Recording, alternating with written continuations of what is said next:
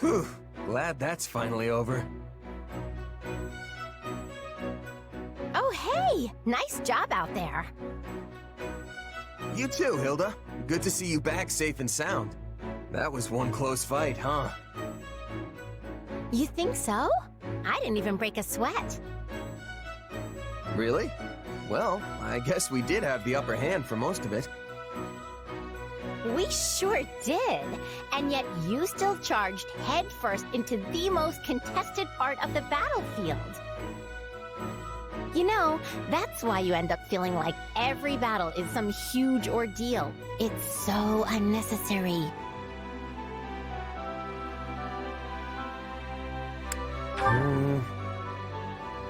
I know you want to argue. I can see it in your eyes. Living fast and loose is only gonna land you in an early grave. Well, it's not like I'm trying to live like anything. This is just how mercenaries are. You can't distinguish yourself by hanging around in the back, and if you don't stand out, you don't get paid. People notice you if you do something showy on the front lines, and that can bring in the next job, you know? You're basically commanding an entire army now? What does recognition matter at this point? You're probably right. I guess I've just gotten so used to fighting like that, it's hard to change. Aren't there a bunch of mercenaries in Goneril territory? Pretty sure I've heard of a merc company stationed at the throat. Yeah, we use mercenaries a lot when we're beating back the Almiran army. Then I'm sure they're the same as me.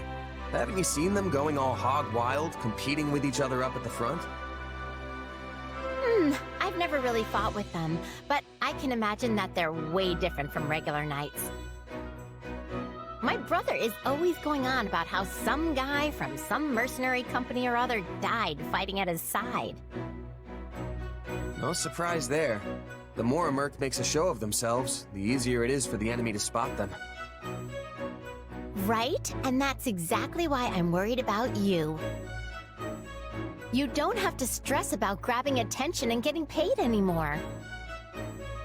So just take it easy, okay? We don't want you dying before your time. It's not about getting paid anymore. Fighting that way is just a part of me now. But don't worry, I've got no plans to go out that easy. You know, I've never seen a noble worry so much about a mercenary. You just sit back and enjoy the show, all right? Enjoy the show? Yeah, that sort of talk is so not making me feel any better. Greetings, Commander. Nothing to report. Hey there. Must be hard work just standing here all day, huh? Oh, not at all. I've been doing it for years now, so I'm very much used to it. Hey, that's right. You were the gatekeeper back at Garreg Mach, too. Yes, that's where we first met 2 years ago. But so much has happened since then. Strange times for you, too? The strangest! When Garreg Mach fell, I honestly had no idea what I would do. But when I see all of you fighting day in and day out, well, it makes me realize how peaceful my time at the monastery truly was. I guess it was pretty nice, all things considered. I mean, not to say a lot didn't happen during your time there. Oh goodness, no. Students were attacked by bandits and brigands, a missing student was rescued from evildoers, Tomas fled the academy. And on top of it all, we had the incident with the mock battle trespasser. You mean the thing I did? Indeed, it was truly unprecedented. But we all had a good laugh at the end. Yeah, folks still give me a hard time about that. It was on a day like today, actually. Calm weather, a lazy afternoon.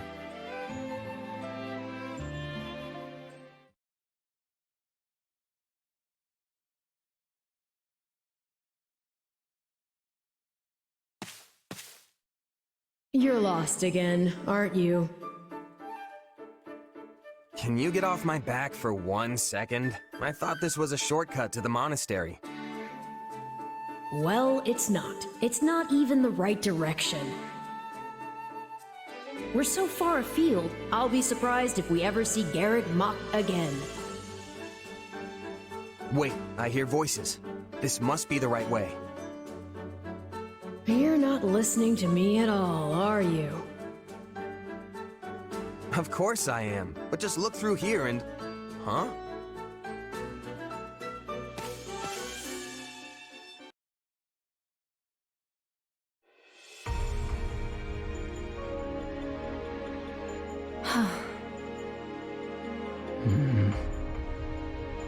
Well, you three are a merry bunch.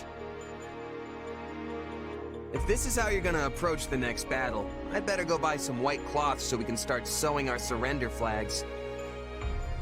Sorry. I was lost in thought for a second there.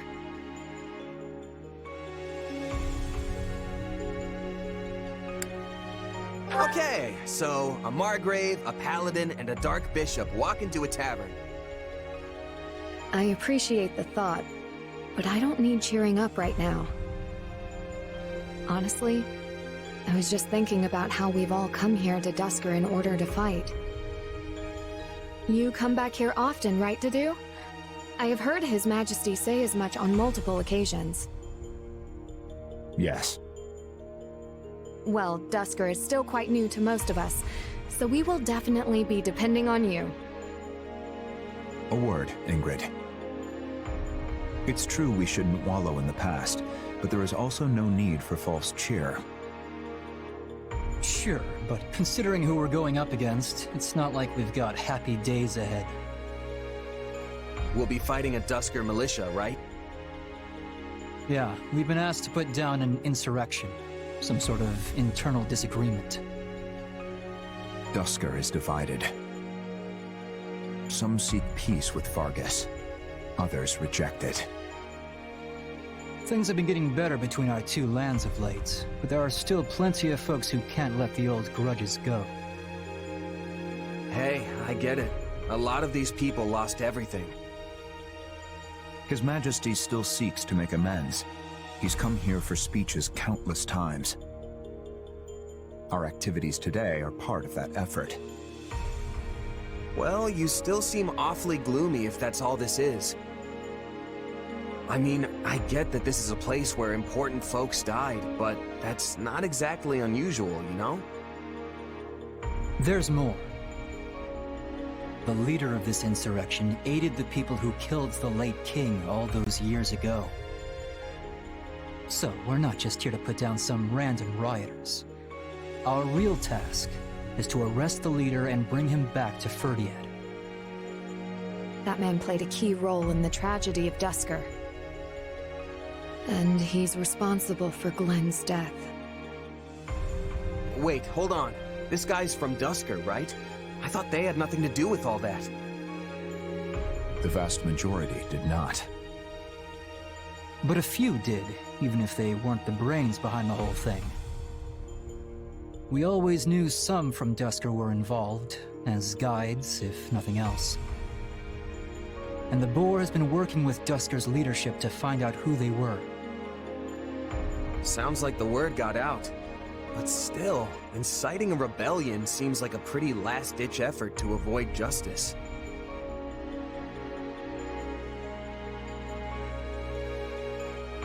Will you be able to stay your hand, Ingrid? I will honor His Majesty's wishes. This leader has information we need, so we have to take him alive. No matter how much I may want to do otherwise. We'll uncover the truth and punish whoever is guilty. That will have to suffice as my revenge. I think there are a lot of people who'd like a crack at this guy. Which is why we're here and a certain someone isn't. His Majesty placed faith in us. We can't let him down. Right.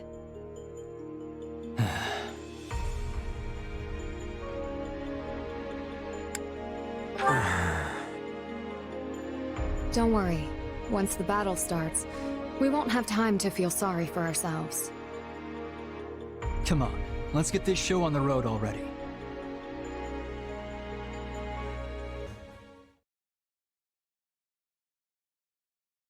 This was a long time coming, and a fine result, seeing as we suffered no needless casualties. I guess so. Still, I wonder why our target chose to take part in the tragedy of Duscur in the first place.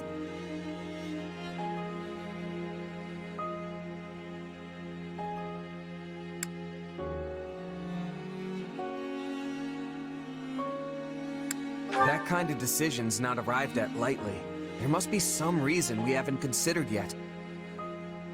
I mean, maybe he honestly thought he was fighting for Duscur's future. Then he went about it the wrong way. Whatever the reason, there's no need to speculate. Agreed. His Majesty will suss it out. Yes, let's put our faith in him. But for now, we should tell the citizens of Duscur about what transpired today. Wait. I must make a brief stop. Oh? Where? A lake deep in the forest, where a field of flowers once grew. The area was trampled by the kingdom's army some time back. I want to see if it is recovered. I could use some flowers in my life right about now. And who knows the next time we'll be coming this way again. Mind if I join you? Please do. Count me in too. Felix? I don't really care about that stuff, but sure. Still, we've got a lot to do, so let's make it quick.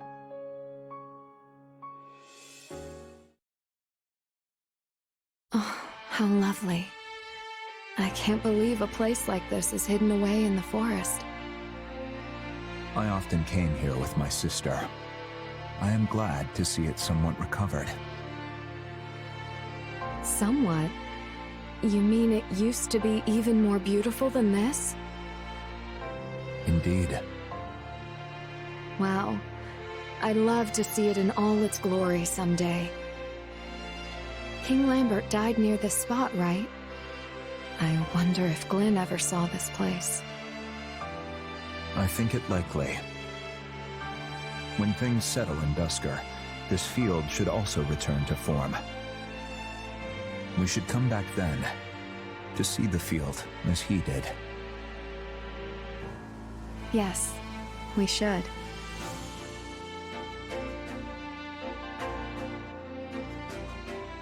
You sure you just want to hang back, Felix? This is really something. Might be good to, you know, take in the scenery, maybe think about your brother. No thanks. Remembering the past is important, but the present gives me all the direction I need. Namely, the duty to protect the same things Glenn did before me.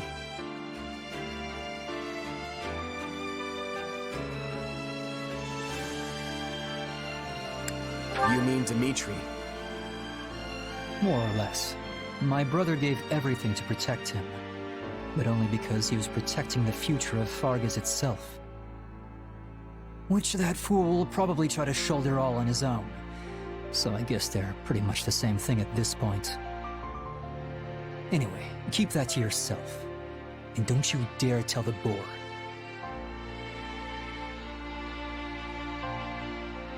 Sure thing. Good. You know, I don't really care much for flowers, but this isn't so bad. If this story is to be believed, then perhaps a holy artifact yet remains hidden in that land. The same holy artifact the first Emperor of Adrestia used in his effort to unite Fodlan. If we could retrieve it, it would go a long way toward preventing an Imperial invasion. Unfortunately, the area is currently a den of rather villainous scum. And as the Knights of Seiros cannot spare any personnel, Our options for procuring the artifact are unfortunately rather limited. I certainly cannot do it alone. But you are not alone. I will be right beside you. You will not, Flame. I shall not take you anywhere so dangerous. That ship has long since sailed. I have already been a part of more battles than I can count. Perhaps, but still. I will be coming as well. I have no intention of foisting this task upon the two of you, while I remain behind in comfort and safety. You surely jest. I have already asked Cyril to prepare for my departure. I see now. You had this all planned before you even mentioned it to me. I did. Oh, and you need not worry. While it has been a time since I last set foot on a battlefield, I can surely hold my own against a lowly pack of brigands. That is not my concern. I know your true strength better than any. My worry is that our destination lies deep within enemy territory. If something unforeseen were to occur, and the Church to lose its Archbishop, it would be our downfall. If we truly need this artifact, then I will go. Alone. You speak of the Church's downfall as a hypothetical, yet it is already upon us. As such, it is my duty to set things to rights. Is now a good time, Lady Rhea?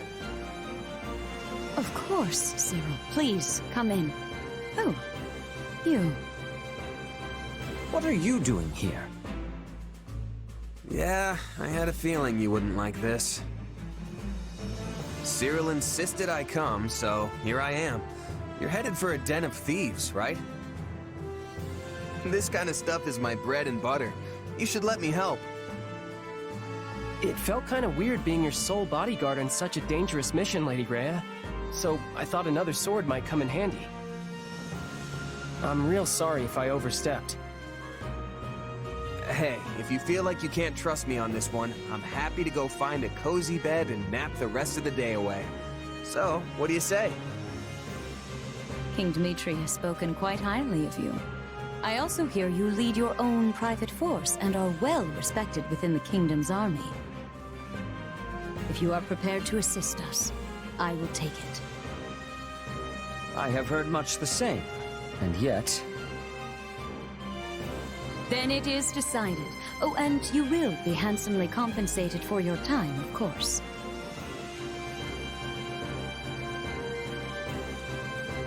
Don't worry about paying me. I know things are tough for the Church right now, so you can consider this one a freebie. I may be a mercenary, but the Kingdom's currently got me on retainer. So let's just combine the two and call it a day, yeah? Besides, it sounds like a pretty simple job to me. In that case, you have our thanks. Afraid I can't be away for long, though, or my actual employers are gonna get annoyed. Our destination is a nearby mountain hamlet. It was once a holy site for the Church, and apparently has some connection to Saint Indek. Sadly, its history has long since been forgotten, but this is our chance to liberate it from its new and villainous residents. Excellent, Lady Rhea. Let us be off with all speed. Easy, Flame. I will go on ahead and scout the enemy. You can come later with the others. Ah, and I would like you to come with me. Glad to. Cyril, I trust you to keep Flame and the Archbishop safe. Is that understood? Yeah, of course. Seteth certainly seems worried about you, Flame. Oh, this is how he always is.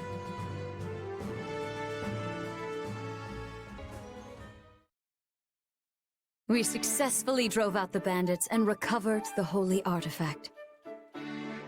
I must thank you all for your help. Truly, the goddess has blessed us this day. So, that shield is the artifact? It is actually one of the sacred weapons. I am certain you know of them.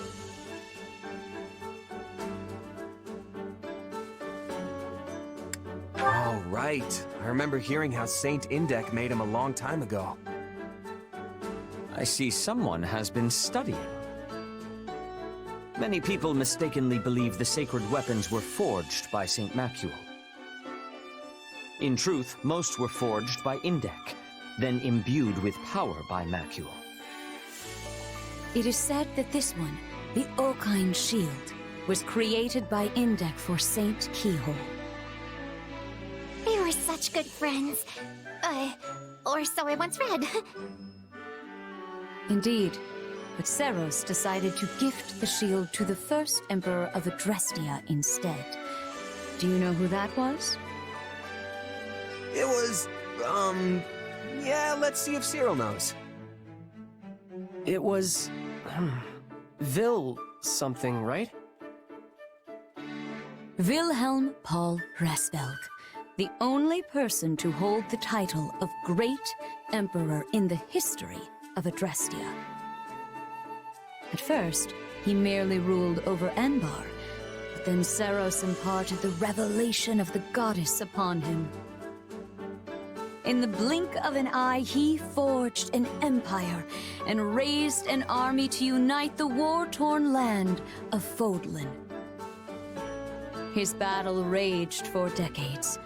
Much blood was shed. Seiros and the Four Saints fought beside the Empire at this time, which is why the struggle is now known as the War of Heroes. Huh. Did you know all that, Cyril? Don't use my ignorance to feel better about yourself. Finally, Nemesis, the leader of the opposing forces, was defeated at the Battle of Tailteen. Having achieved his chief ambition, Great Emperor Wilhelm ceded the throne to his son, Lycaon. Wilhelm continued to assist Lycaon in battle. But Lycaon perished at a young age, and Wilhelm soon retreated into the background. He relinquished this shield to Seiros, and together they returned it to Indek's workshop. Then it lay forgotten for over 1,000 years. 1,000 years? It doesn't look anywhere near that old. That is because Uncle Indek was so skilled. In fact, he was the finest blacksmith who ever lived. Uncle? I mean Saint Indek. They call him Uncle in some fables, so I misspoke. Alas, in the present day, the Adrestian Emperor is attempting to eradicate the Church of Seiros. They forget their very origins. It is nothing short of pure blasphemy. Here, the shield is yours. We also recovered other useful items from the bandits, and they are yours as well. Really? The Archbishop wishes it. Just as Great Emperor Wilhelm once used this shield to defeat the wicked Nemesis, I pray you might use it to defeat the wayward Emperor Edelgard.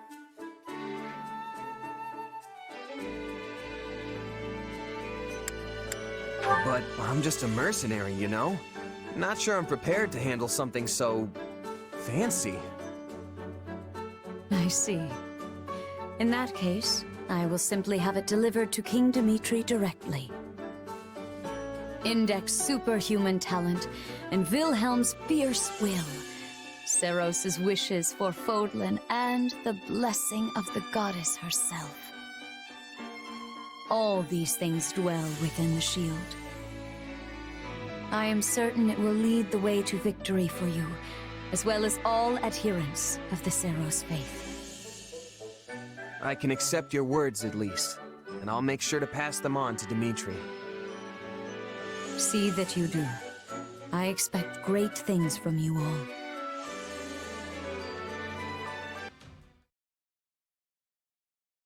So is it true, Catherine? About you and my brother? Yes, it's true. But are you sure you want to talk about this before your scouting mission? I wouldn't have asked if I wasn't. In that case, yes. I chose to hold to what I believed in, which meant he had to die. If you can't forgive me for it, then I stand ready for your challenge. I have no right to judge you. I also betrayed people I cared about for my beliefs, and in some cases, even led them to their deaths. Fair enough. Now get going, and make sure you keep your emotions in check while on duty. Yes, ma'am.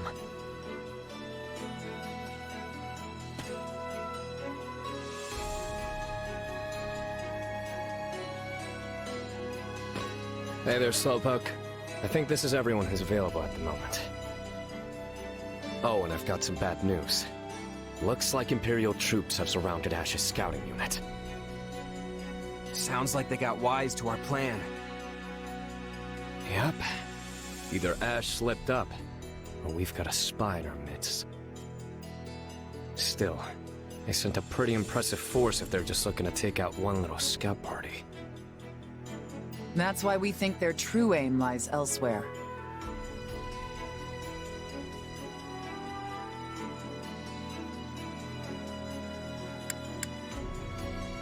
Maybe they're hoping to take out Ash before moving on to our main force. Doubtful. While their force is larger than necessary for a single scouting unit, it's nowhere near large enough for a full-on assault. Plus, they've already lost the element of surprise. No, I think they're coming after Ash. Apparently, some of the enemy soldiers were flying the flag of House Gaspar. I'm worried about Ash. What's left of House Gaspar probably thinks him a traitor. Yeah, he won't be winning any popularity contests with that band anytime soon. You could be the most virtuous, upstanding knight in the land, and still be the embodiment of evil to whoever is on the other side. Well, that's a fun thought. We don't know much about the enemy, but there don't seem to be any generals of note among them. So here's the plan. We're all going to rush in there, grab Ash, and hightail it back out. Good? Good. All ready, my knights. You two make sure you're prepared too. If we aren't quick about this, we're all going to end up very dead.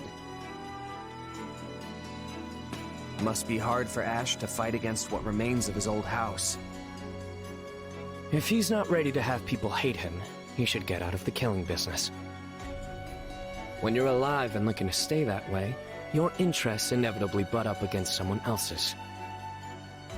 And look, Ash is clearly in a tough spot, but he's no fool, and he's come too far to lay down his life now. I mean, he killed his own father figure in the name of justice. It'll take more than this to shake him. You've got a lot of confidence in him. Hey, the guy came from nothing just like me. I can't help but root for him.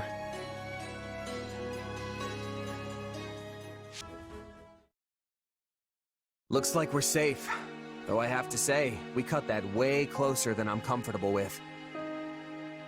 You're telling me. I could have done without that wretched merchant riling up what was left of Gaspar. I'm gonna need hazard pay for that one. Remind me to send Dimitri an invoice later. Don't trouble His Majesty with such things. Easy there, friend. I'm just blowing off some steam. Don't go getting your honor in a twist.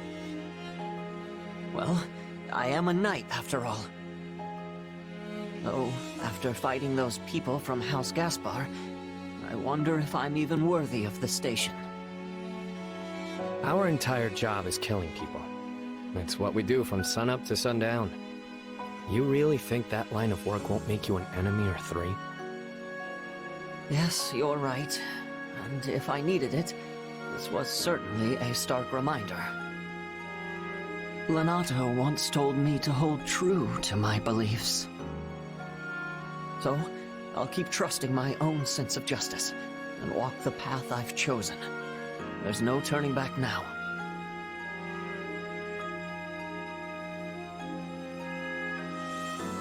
I never had much of a handle on what justice means, or evil for that matter.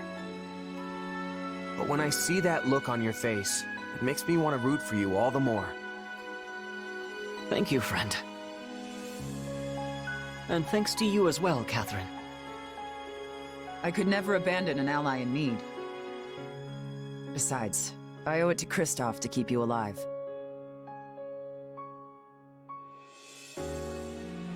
So I probably should have asked this already, but who is Kristoff?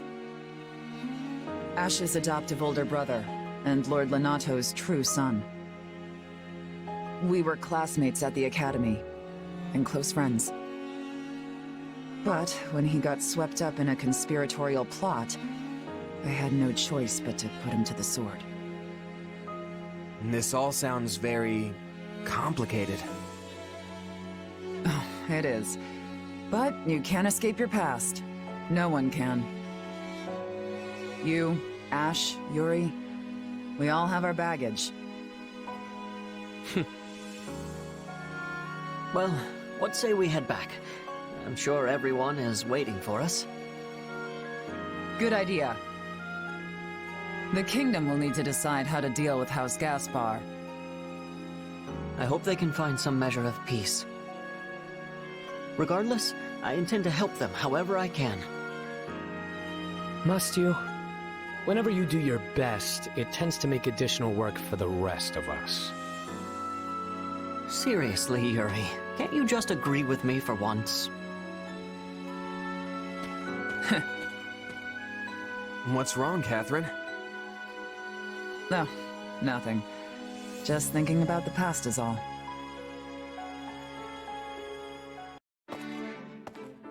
Ugh. There may not be snow here, but the wind still settles right in your bones. Yes, it's often coldest in places without snow. Apologies for dragging you so far north, and then saddling you with reconnaissance duties. Still, how are things looking? Thought for sure we'd see signs of the enemy by now, but I've got nothing. You really think those Srang folks are coming over these mountains? Seems like a pretty risky plan. Oh, they will come. It's in their nature. And if I know their leader, this will be a much larger raid than normal.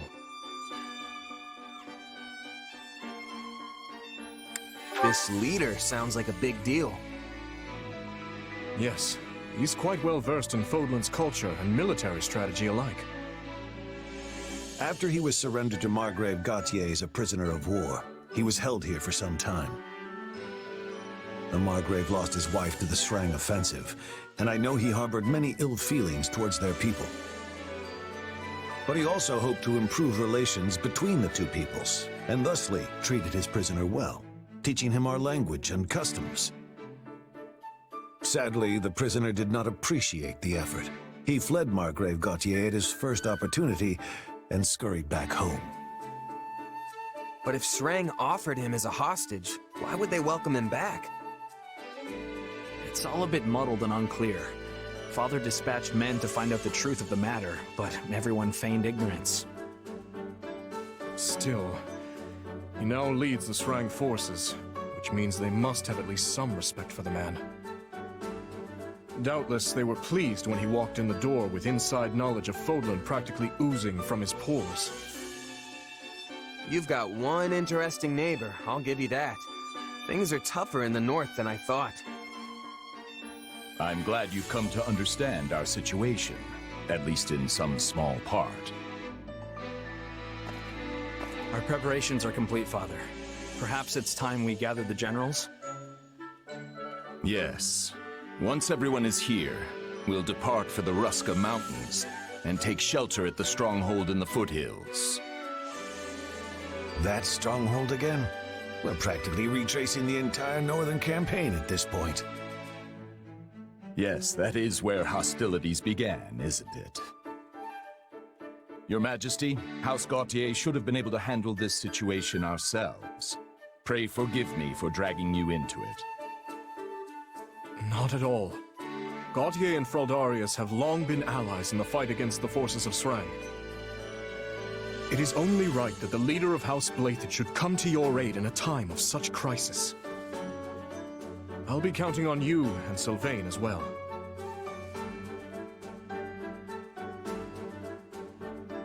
Don't worry, we'll send these folks packing. Great. In that case, maybe I'll kick back and let you do all of the...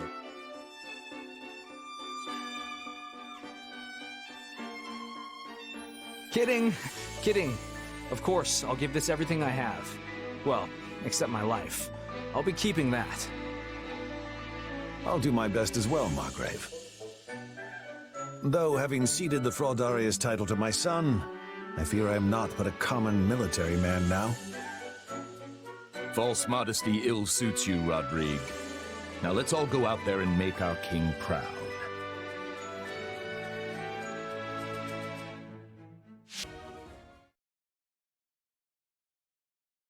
They descended upon us like a storm. I've never seen the people of Srang fight with such ferocity, and their leader was a pure terror. Still, I thought that man more discerning than to simply attempt to batter his way into Fargus.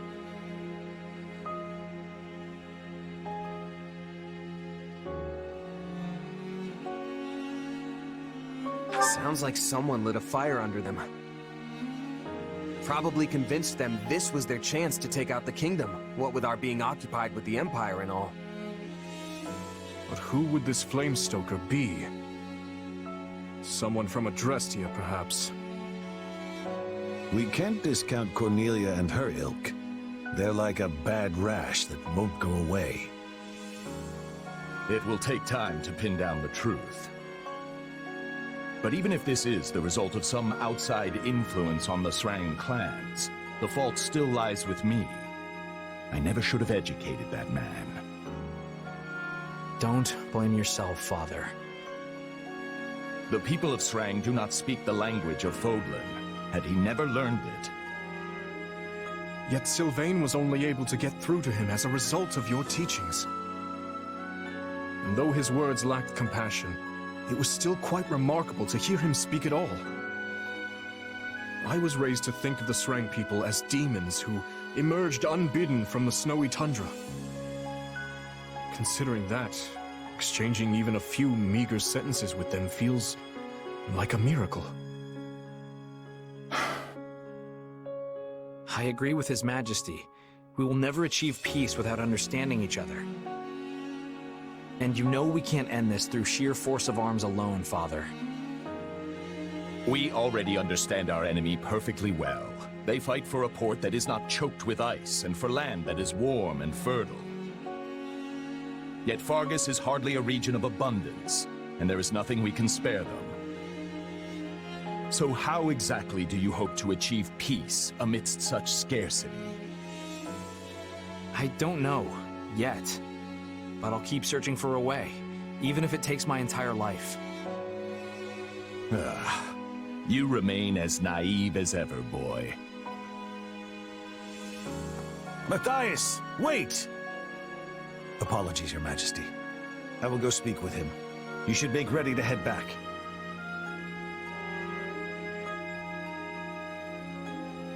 What the Margrave says is reasonable, yet I sense an earnestness in your words as well, Sylvain. Oh, I'm earnest, all right. I'll drag our people kicking and screaming to peace if that's what I have to do.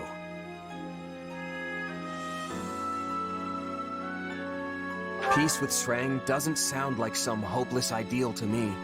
I'm sure you'll find a way to pull it off. Thanks. That means a lot.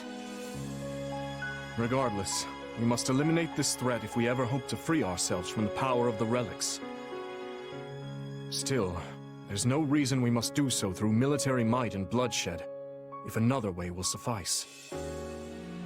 I appreciate the way you think, Sylvain. I truly do. And I'm always impressed with how much you hate warfare, considering how good you are at it. Is your father going to be okay? He didn't exactly take well to your opinion back there. Trust me, I've been his son for long enough to know that the feelings he keeps private can fill a library. If he really thought I was some kind of naive idiot, he'd have kept it to himself. There's something else weighing on his mind here. I'm certain of it. There you are, Matthias. Do you remember the night of the ball, Rodrigue? Back in our days at the Academy? You, me, and Lambert grew weary of the festivities and stole away to train by ourselves. How could I forget? The stars in that sky were a true sight to behold. We talked about all sorts of things that night. It was the first time we ever discussed our dreams for the future, and the last as well. Lambert told us how he hoped to forge a peace between Fargus and the people of Srang in Duscur. Ha! He certainly did. And once he was named king, the man did his best to see it through. Srang may have been a lost cause, but he worked tirelessly to bring Duscur into the fold. I called him naive that night. His dreams sounded like the thing of childhood storybooks and cradle tales. But these days, I wonder if I wasn't the naive one. He always took the long view of things, saw the whole continent unfolding before him. But me? I've lost too many over the years, and their blood clouds my vision. I could never see things now as he once did. Could there really be a pathway to peace? Ah. You haven't changed one bit, Matthias. If you regret what you said to Sylvain, I suggest you find him and apologize before this goes any further. Yes. Yes, you're right.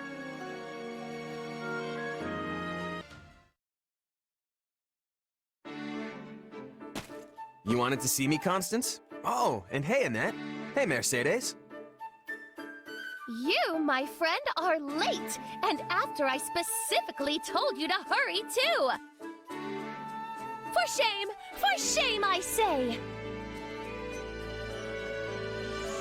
Hey, sorry about that. Didn't realize it was so urgent.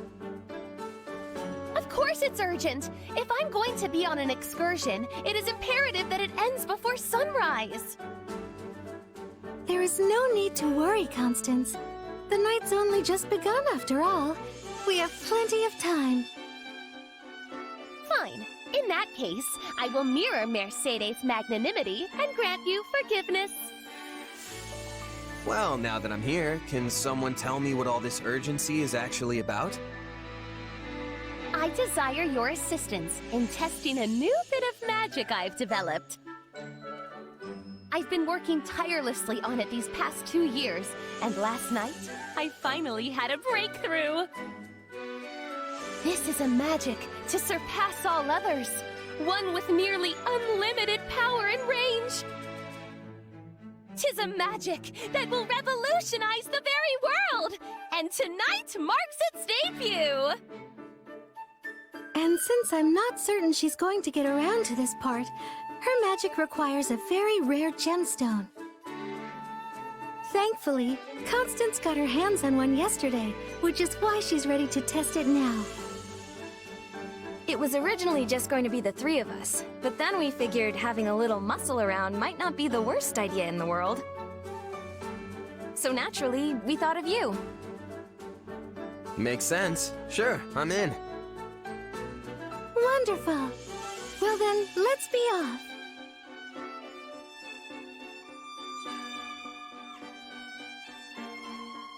All right, the materials are all ready, so we can start the test anytime. Yes! Finally, all is in order! Permit me to introduce you to the ultimate magic! That ruined castle in the distance should make for an excellent target. Are you sure that's a good idea?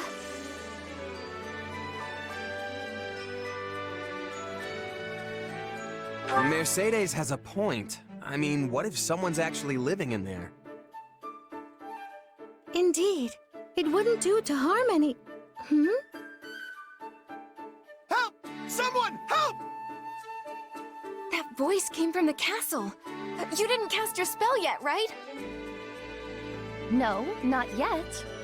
Which means that voice is... Please, help! They captured everyone in the village! Shut up and move your feet. Ain't no one gonna hear you all the way out here anyway. Bandits! And they're headed right for the castle!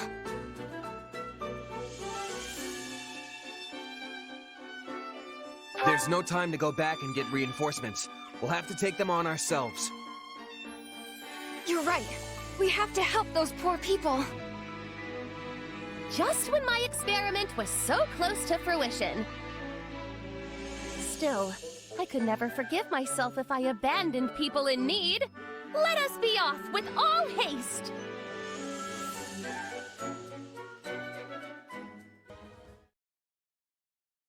No! How'd this happen? Quite the stroke of ill luck for you that we happened upon your vile and wicked deeds! Don't get too worked up, Constance. You must be tired from all that spellcasting, no? You want a snack? I brought plenty just in case. Oh, my dear Mercedes and Annette, I so appreciate your concern for my well-being. As you well know, the three of us never got a chance to study together at the School of Sorcery. But if we had, I like to think it would have gone just like this.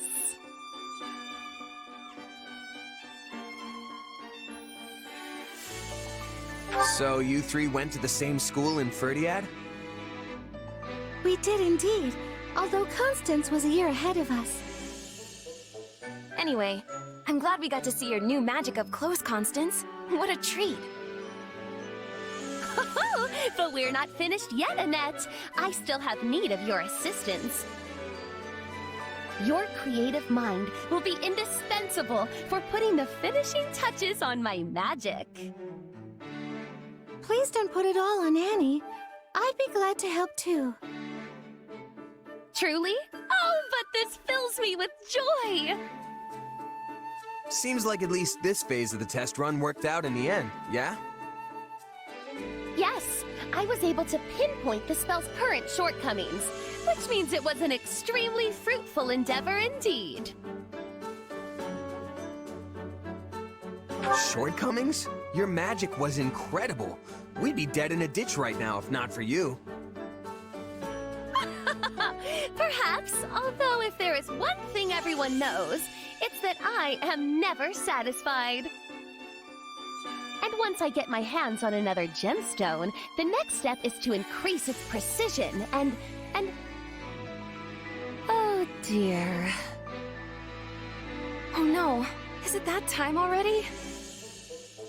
The sun's coming up. We have to get Constance into the shade at once.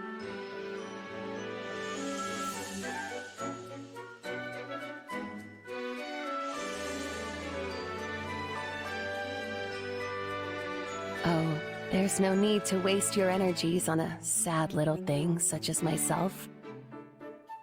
I'm just happy you deigned to humor this crude experiment of mine. Alas, I can but offer my humble service as payment. If there are any menial or demeaning tasks that you need performed, you have but to ask. Too late. I'll never get used to this. Yes, it does take a bit of adjustment.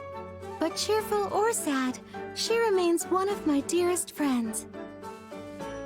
Yeah, it was sort of confusing at first, but I've really grown to like this flavor of Constance. Your kind words are far more than I deserve. Well, I don't know about you, but I'm exhausted. And the only thing that's gonna help is a nice, cozy bed. Good idea. Let's rest up today and get right back at it tomorrow.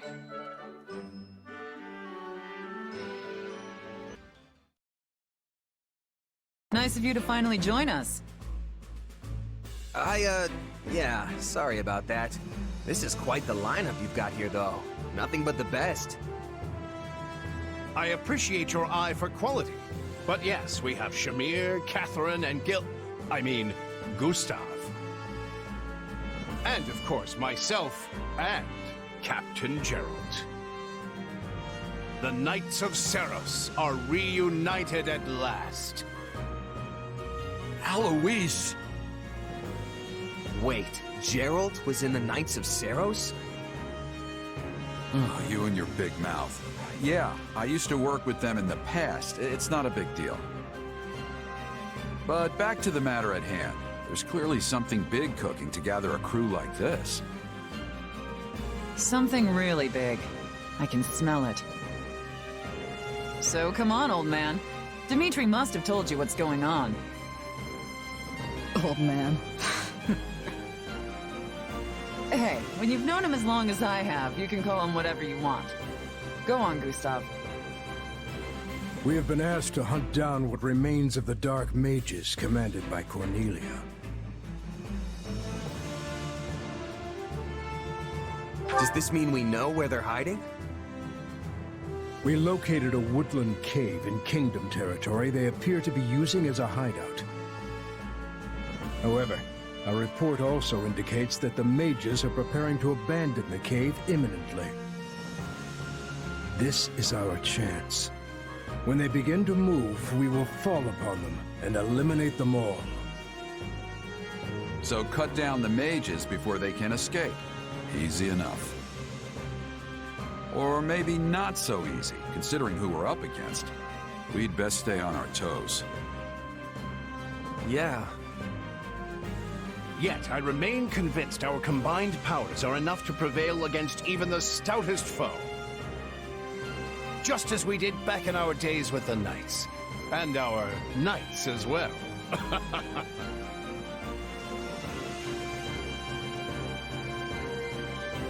Knights, huh? Good one. Oh, very good, very good. I'm glad someone here is sharp enough to appreciate my razor wit. Do you ever stop messing around, Alois? Let's just get on with this. So, who's actually leading this little operation? I mean, everyone here is more than capable of handling themselves on a battlefield.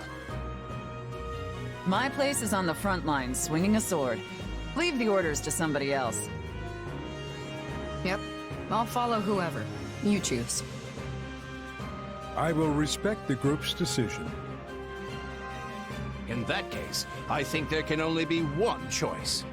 Captain Gerald. Me, huh? Great. I'd have better luck herding cats than getting this ragtag team to fall in line.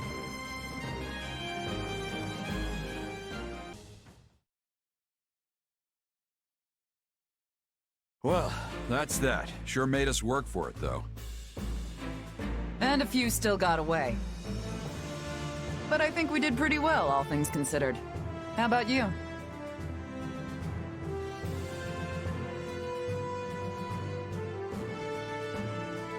You really brought the thunder down on the enemy today, Catherine. Hey, I can't take all the credit. Gerald's the one who led this motley band. And then there's Shamir, Alois, Gustav, and you. None of this works without everyone on the same page. I've not had so thrilling a battle in an age. When will this same group ever take the field again? Maybe never. You may be right. These days I find myself on guard duty in Ferdiad, and you all have plenty going on in your own careers.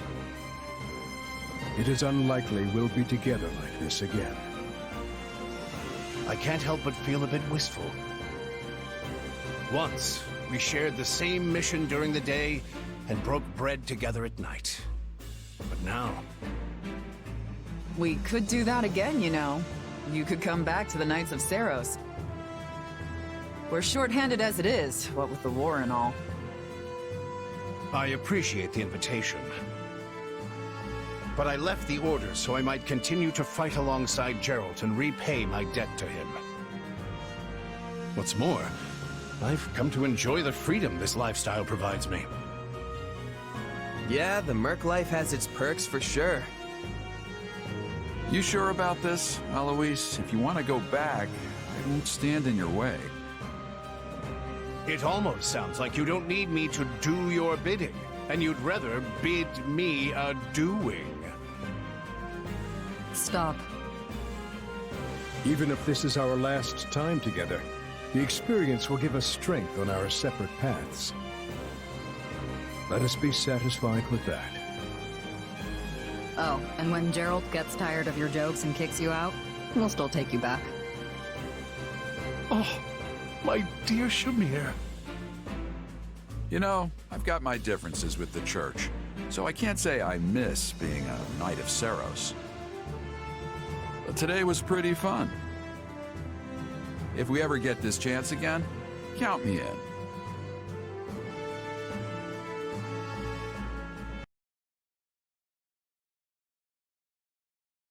We love you, Manuela! Did you see that? Dorothea looked right at me. Wow, that crowd was amazing. I thought they were going to faint on the spot the moment you appeared. Pretty impressive reaction, considering how long it's been since you quit the stage. Don't sell yourself short, Dorothea.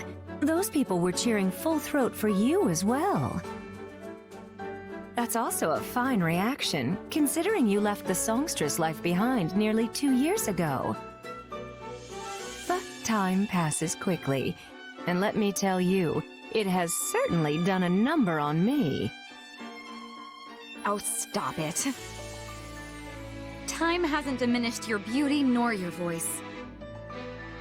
Well, you're very sweet to say so. But we both know I'm getting by with smoke, mirrors, and the skin of my teeth. I'm no longer fit to command the stage. At best, I can serve as a bodyguard to our successors in the Middle Franc Opera Company, as they look to entertain our troops. Yes, well, all kidding aside, we both know it was the current songstress, Adrienne, who received the loudest cheers from the crowd.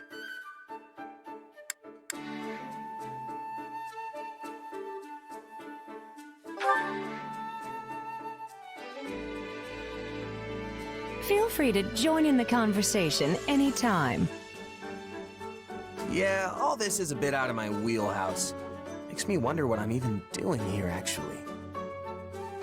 I don't know the first thing about opera, and I'm sure you had plenty of people clamoring to keep all of you safe on this little excursion. So why me? We've already been over this, Dorothea. You and I both know this kind of thing isn't my cup of tea. Actually, your unfamiliarity is the reason we chose you to accompany us. If we brought along a bunch of star-struck fans to serve as escorts, it would end in disaster. Sadly, we've learned from experience that people will use any excuse to get close to our singers. Sometimes, they even convince themselves that we've reciprocated their feelings, when we've clearly done nothing of the sort. Alas, we've all had to get quite good at close-quarter combat as a result. The opera company was where I learned my dagger skills, though I admit it's hardly the most appropriate weapon for a battlefield. Sounds intense. Indeed. Behind the glitz and glamour of the stage swirl all manner of dark desires. But when it works, everyone comes together to beat back the darkness and create something magical. Like most everything else, you just have to take the good with the bad. This kind of talk really takes me back. Forgive our intrusion, my lady, but we're ready to begin moving again. We should reach the next town in a little over... What's all that racket? Sounds like we're up. Don't let them harm any members of the company.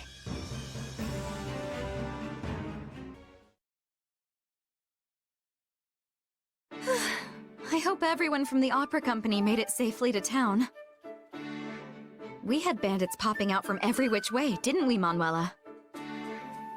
Indeed, but those rogues were no match for our combined charms. You even managed to woo some of them to our side. I'm impressed. I could never do that. Still, why were there so many bandits camped this close to a town? Is it because of the war? In a sense. Care to explain that? Of course. You see, towns within the Empire have begun tightening their security for fear of the enemy. And in regions near the front line, such as this one here, there are naturally more soldiers about. That leaves the bandits with no place to go. Sounds like they should just abandon the brigand's life and become mercenaries instead. Easier said than done. Take the bandits we just fought. It's not as if they have a chain of command or central organization. They are clearly a group that came together out of common interest and survival, not any manner of grand military ambition. Guess that explains why they fought the way they did. All swagger and no plan. In any case, I came the moment I heard about bandit activity in the area. I hypothesized the opera company might be targeted, and so rushed to your aid. Well done, Hanneman. That's a more clever course of action than I expected from you. You could have ended that before the second part. Oh, don't be upset. In fact, you should be pleased I feel comfortable enough with you to speak my mind.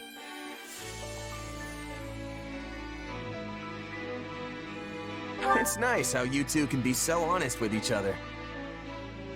You think so? Well, that's certainly a more pleasant way to view things. That's exactly how I try to look at it. At least until a certain someone comes along and screws it up. All right, knock it off, you two.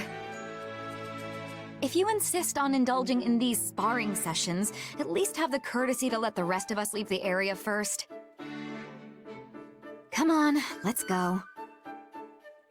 Yeah, let's leave them to it. No, wait! I apologize. Just please don't leave me alone with this woman. I'm also sorry. Let's just forget this ever happened and head back as one big happy family. All right?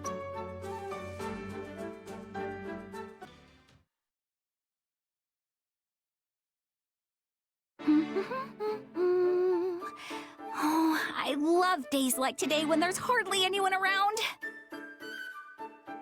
Hello, Bernadetta. Do you have a minute? What? I wasn't doing anything, I swear!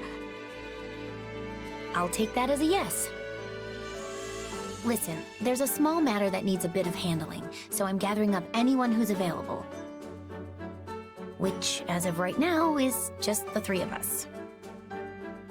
Okay, well, I'm not much good at dealing with things, and certainly not with, you know, matters. Yeah, we're going after bandits that are holed up in a cave, which means ranged combat will be useless. Bernadetta's just gonna slow us down. Bandits? Hey, and wait! I'm not going to slow anyone down! Don't be rude! I can fight when I want to, so maybe I want to today. Just trying to give you an out. But hey, if you want to come bandit caving with us, fine by me. Well, yeah, you know what? Maybe I should just sit this one out. Isn't there someone else you can ask? This is my day off. It's Bernie Day. Actually, nearly everyone else is off seeing to one task or another at the moment. Oh, I guess that's why it's so nice and quiet around here today. Enough! If we don't make haste, the enemy will realize we are coming and flee their location. Who are you? That's Duke Garrett, the Minister of Foreign Affairs. I assume this is your first time meeting. This may very well be, but I have quite often worked alongside your mother. Really? I guess I should be thanking you for keeping her safe then. Ah, not so. In fact, it is very much I who am indebted to her and her considerable talents. All right, I think that's enough introductions for now. We need to get this show on the road, remember? Quite right. Bernadetta, let me get you up to speed. 2 years ago, I was attempting to recover the lost fetters of Dromi. But a suspicious personage, seemingly having learned of my efforts, managed to infiltrate my inner circle. They were likely working for Lord Arundel. In a related note, someone attached themselves to my father, Baron Ox, during the time I went missing. My investigation into that person led me to Duke Garrett's inner circle. Point being, these suspicious actors all appear to lead back to a single group. And those are the cave people? Indeed. After many fruitless attempts, we finally managed to track them down. We must strike before they have a chance to relocate. And Edelgard and Hubert and the rest of them really aren't around? It's just me? Looks like Bernie Day will have to wait. It's bad luck we ended up getting the report today. Sorry, Bernadetta. Well, I'll just have to take it out on the enemy. Let's go. And remember, time is of the essence. We will strike a mighty blow against any who would threaten our empire and Her Majesty. And as I fear I'm not much of a fighter, I will be depending greatly on you all. Good luck. Huh. We should all feel good about getting through that last battle with our heads still on our shoulders. Thanks mostly to the two of you. Yes, you set my mind at ease regarding our future prospects. And I've come out of it with a fine story for Lady Varley. Oh, you did? Yes, she's been quite worried about you. But now I can tell her you're getting along wonderfully.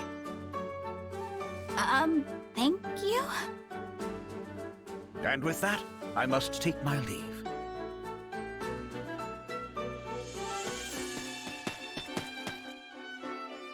Of all the Imperial nobles I've met, that guy seems like one of the most decent. And normal. The kind of man you can trust. Yes, what you see is what you get with the good Duke.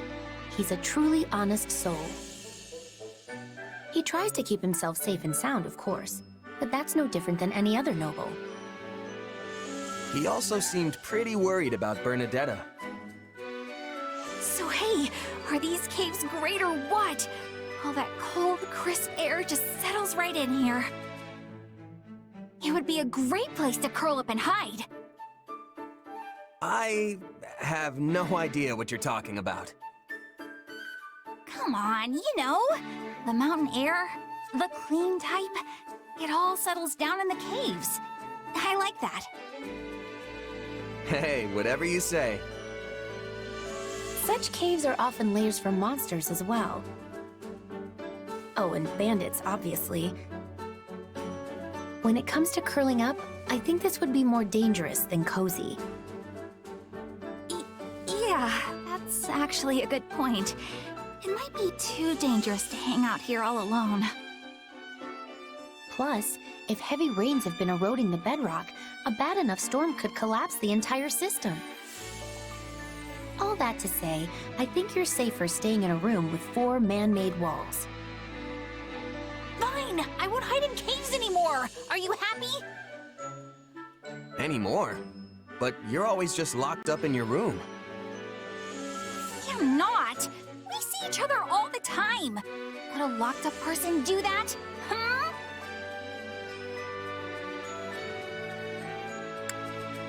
I guess not. No. You guess? So mean! Sorry, that came out wrong. Apology accepted. But you better watch it. Well, I think we're done here. Let's head back.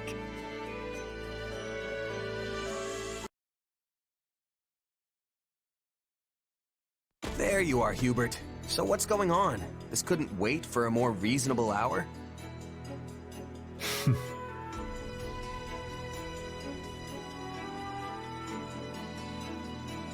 You are the last to arrive.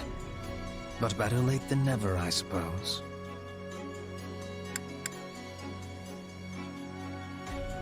I may be late, but I'm also smart enough to smell trouble when it's brewing. And you've definitely got something on the boil. Please illuminate me. How have you come to this conclusion? Because I'm standing here with Yuritsa on one side and Petra on the other. And you don't invite people like them along unless you need serious muscle. It saddens me that I am not included in this toughness calculation of yours. Neither fighting or hunting have toughness for me. I am fighting and others are falling. It is a thing of ease. Get on with it. Yes, well, setting the question of toughness aside, your task remains the same. Can you please just get to the point already? I'm gonna doze off if you stretch this intro out any longer.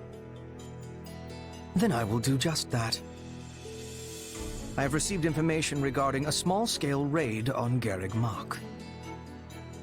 The raiders in question are the Knights of Seiros, but judging by their low numbers, they are not attempting to reclaim the monastery.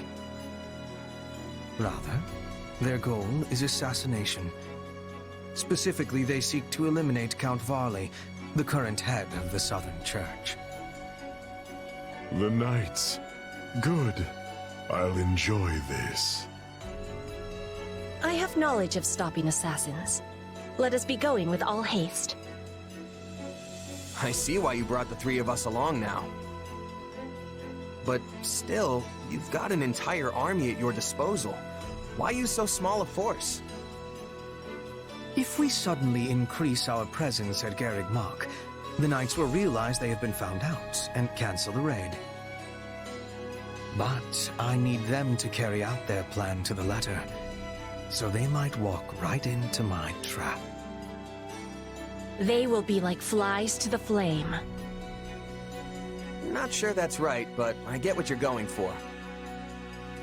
Even if the flies are strong, it all ends the same.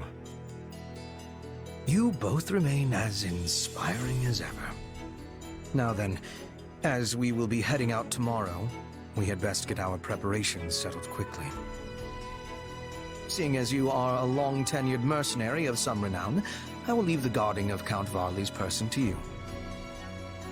I hope it goes without saying that this is not a job which calls for improvisation on your part.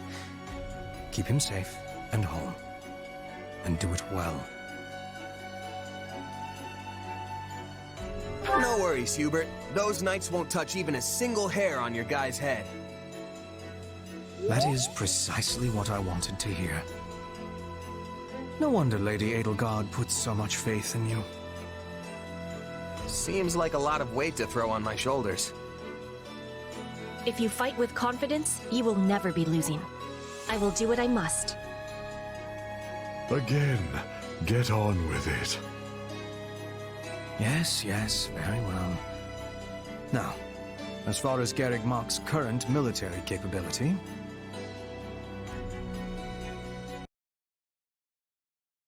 We finished the cleanup and inspection of the walls, sir. We also cleared out the Knights of Seiros' base at the foot of Garreg Mach. The enemy has been routed and is now engaged in a full retreat. Well done. That should keep us secure for the time being. Still, you will want to remain vigilant, Count.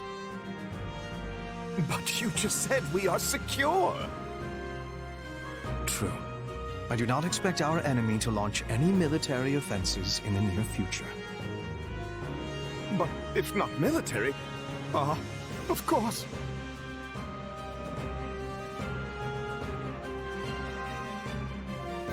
I get it.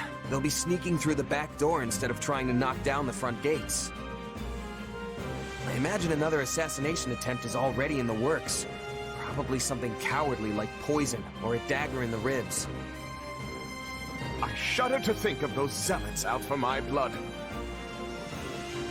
I entreat you to protect me, Baron Barnabas. After all, I won't always have the Minister of the Imperial Household here to save me. The war has reached a critical stage, and his wisdom will soon be needed elsewhere. As steward of Garreg Mach, my life is in your hands. I will do what I can, of course. To start, I want you to confirm the identity of every single person entering and leaving the monastery. Also, the gatekeeper must hear of these new attempts on my life and ensure he keeps his watch most keen. That one is far too casual for my liking. Yes, well, enough of this. I must be off. Of course, Count Varney. Weird guy, huh? Stronger than he looks, though not inclined to fight. He has reminded me of certain woodland creatures. Though he is a fighter of much weakness, he has a talent for remaining alive. When you put it like that, he comes off like some sort of mastermind. But I guess all Imperial nobles are crafty in some way or another. Crafty, is it?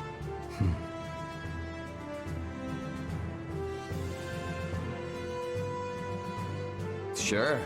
I mean, the two of you are nobles, and I'd say you're as cunning as they come. Yes, Hubert and Yuritsa are both nobles full of cleverness.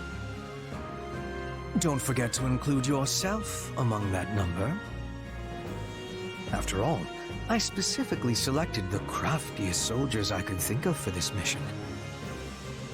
When the enemy is neck-deep in skullduggery, I need soldiers who are adept at thinking on their feet.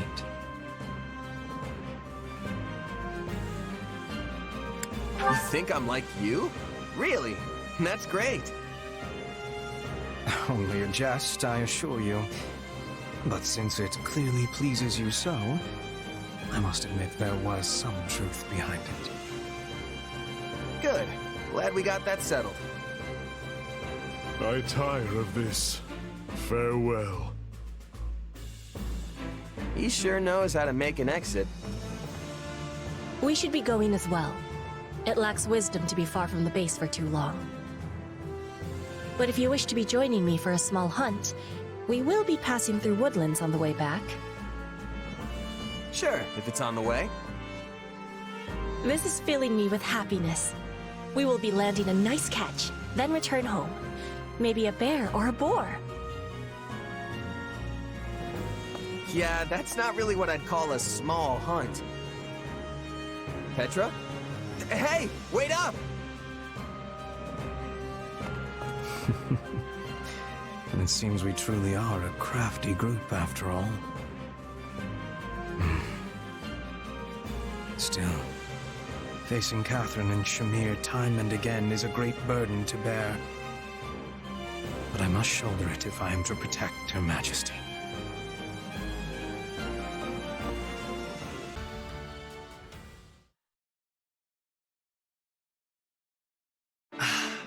But this tea was simply tremendous. A truly fitting find for nobles such as ourselves. Yes, but I fear it pales in comparison to the tea cakes you so thoughtfully procured. And yet, far more than the provisions themselves, it is your noble self who deserves the greatest measure of praise for organizing this most festive occasion. My dear Lawrence, you flatter me. Yet I must once again return to this lovely tea which has soothed my weary soul. Truly, it is a testament to your impeccable character and taste. Why, Ferdinand, now it is you who flatters me. Ah, but my hackneyed words could never do justice to a pinnacle of nobility such as yourself. Nay, those hackneyed words have become pure poetry by the alchemy of your noble idiom.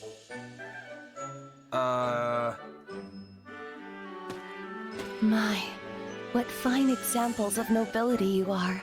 The two of you shine brighter than any sun. and make my own visage all the sadder as a result. Good day, Constance. Not feeling well, are we? I had thought to offer you some tea, but... Oh, don't worry about me, Lawrence. I'm quite all right. Well, I certainly won't force you, but do let me know if you change your mind. Yes, well, there was something I wanted to ask you. Though I fear it's a rather difficult question. I have all confidence the two of us are up to the challenge. Indeed. There has not been a question yet posed that could stump the two noblest of nobles.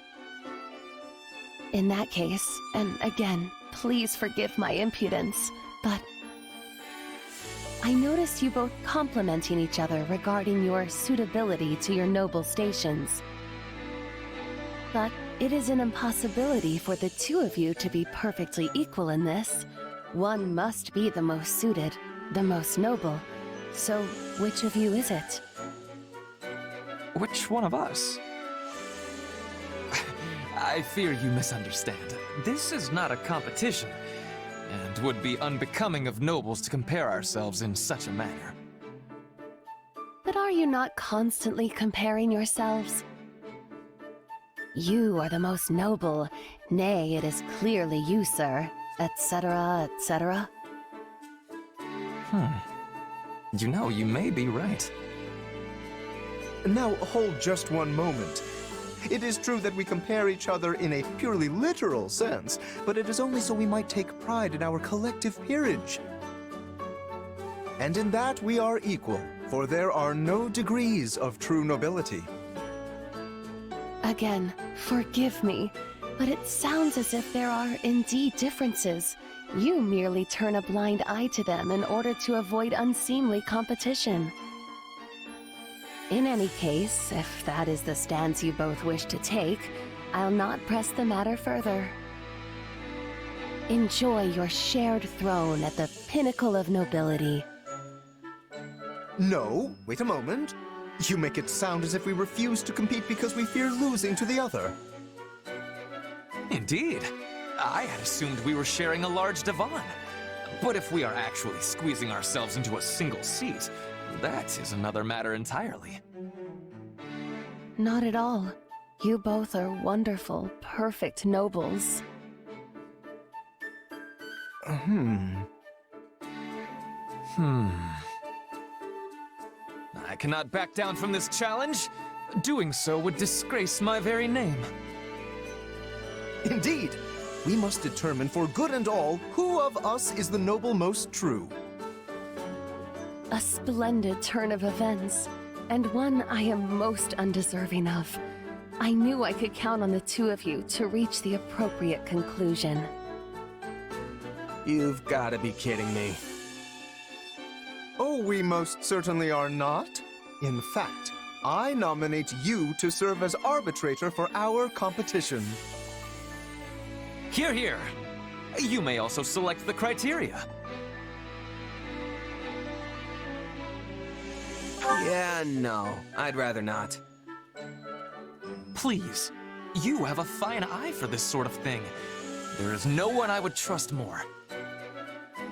The only thing I've got a fine eye for involves pointy weapons and battlefields. Still, I fear you will have to do. In that case, how about we use the results of the next training battle? That should be pretty clear-cut. Yes. A lord must be able to command their soldiers, after all. An exemplary measure of a noble's worth. And you will also bear witness to our personal prowess as well. For a true noble must be able to safeguard themselves from injury above all else. Sounds like a plan. I'll let Edelgard know. To think my off-the-cuff remark would lead to this. But the stakes could not be higher. For the winner will be forever known as the noblest of all nobles in the land. Haven't you fanned the flames enough, Constance?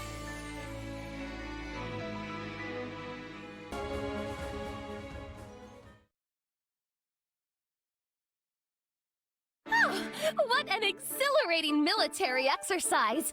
But now, let's have the results. Yes, please. No need to beat around the bush. No matter the result, my pride as a noble will remain as solid as bedrock. In that case, let's get to it.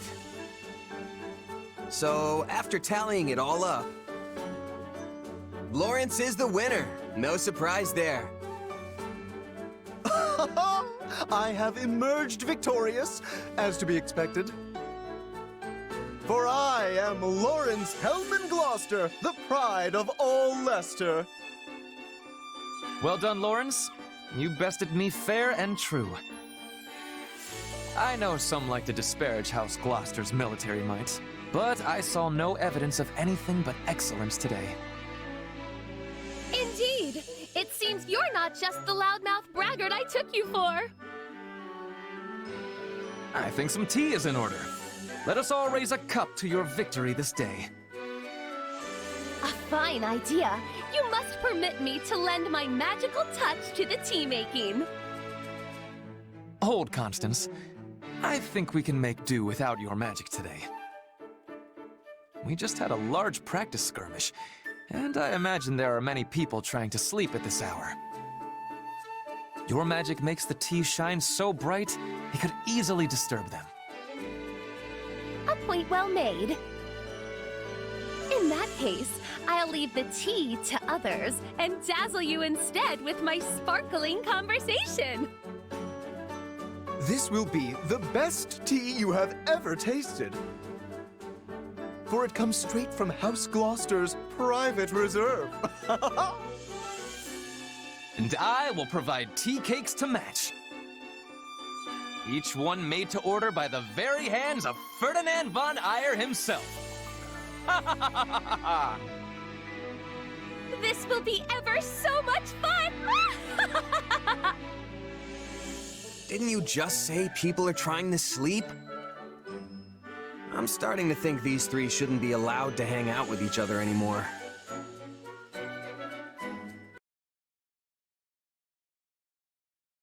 Well then, Edelgard, what is this new information regarding those who slither in the dark?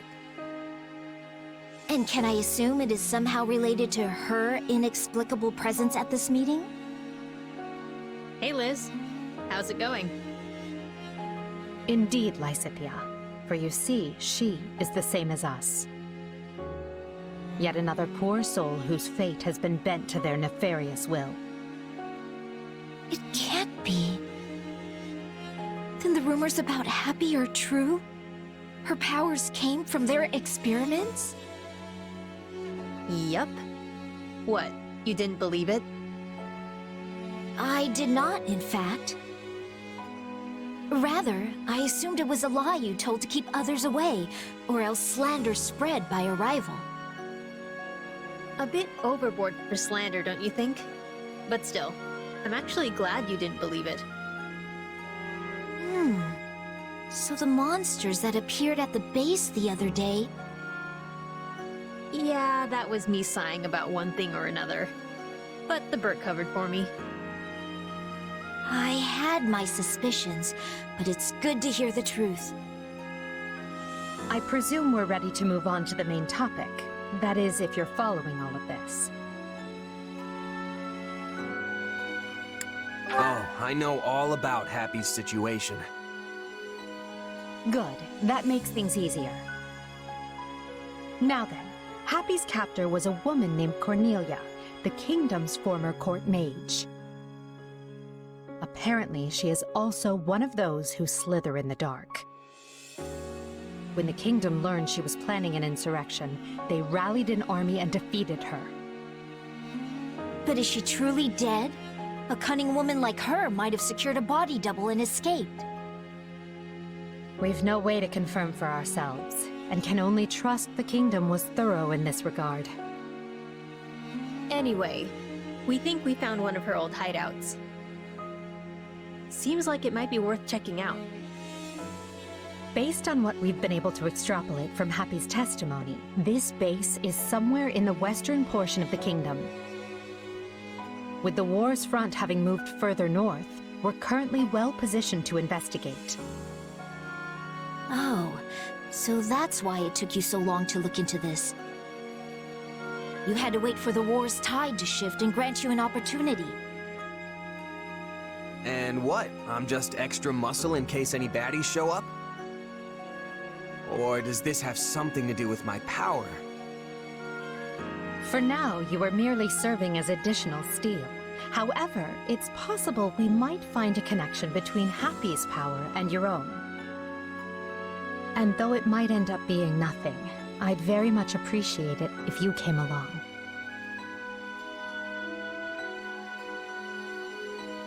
Sure thing. I mean, it's my job to protect you anyway. Well, my and Hubert's job. Say, where is Hubert anyway? He usually jumps at the chance to be involved in this kind of thing. Hubert has a good deal on his plate already. Now let's be off. With any luck, this won't take long. I pray we might finally dispel the darkness that haunts us all.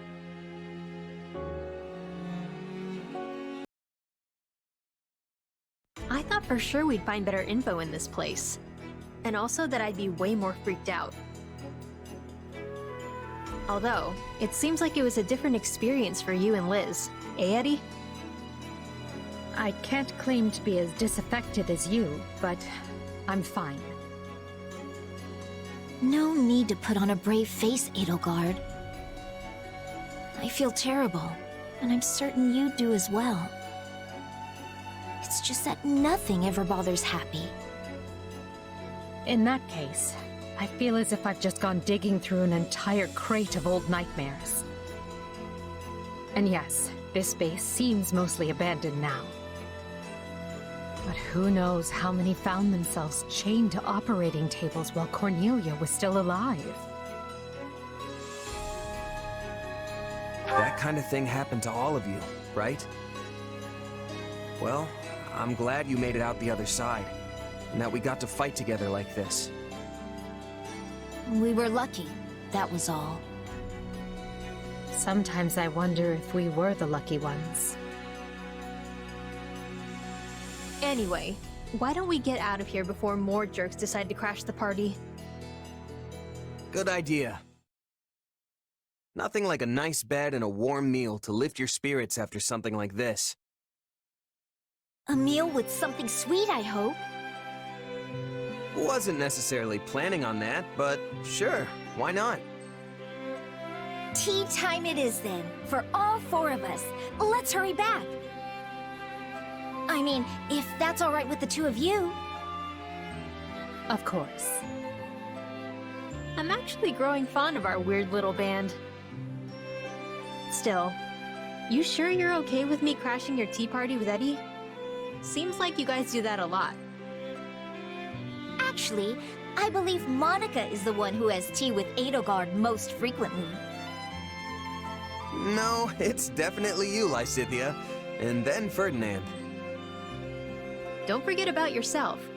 I've seen the two of you hoisting cups on more than one occasion. I had no idea everyone was so interested in my habits. You make it sound like all I do is drink tea. Oh no, if anything, you don't drink enough. You're always working yourself too hard. But you could stand to work more, Happy.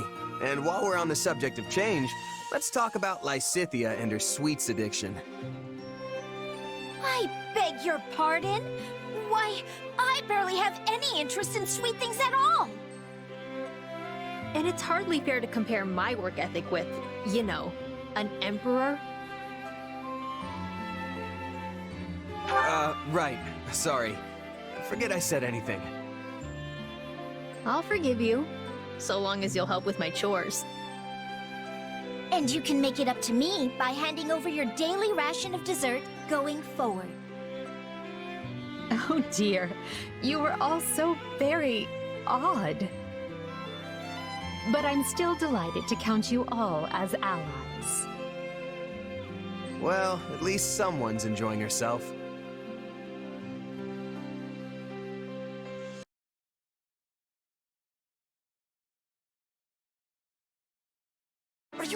listening to me, Linhardt? I know what I saw.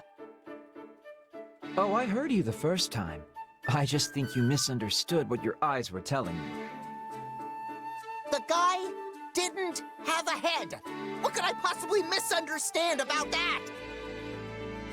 From a distance, many things could resemble the indistinct shape of a headless torso. It's irrational to assume it was a ghost. There must be a simpler and more scientific explanation. And you'll never convince me otherwise, no matter how much you howl, so best to just let it go. You're being real stubborn about this. Wouldn't it be easier to just mumble something about how he might be right and move on? A fair point. But you see... Father? Well, this is unexpected. You too, Father? What are you doing here? I had some matters to discuss with Her Majesty, and prefer to do so in person. And I came to consider the continued unrest in the east of the Empire with the court. And you thought it might be nice to pay your dear sons a visit while you were in the area. A sensible conclusion. Death awaits around every corner in these times. Each visit could be our last. You are a fountain of positivity, my son. We're not just here to bandy words. There's a fight waiting for us, and a lot of you are going to help. All of us? He can't possibly be counting me among those slated to help, can he? Father? I was against the idea, but as you might imagine, Count Burgleys would have none of it.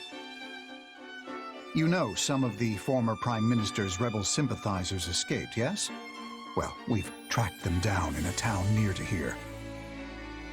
Leopold means to mount an attack and wipe them out in one fell swoop. With just us?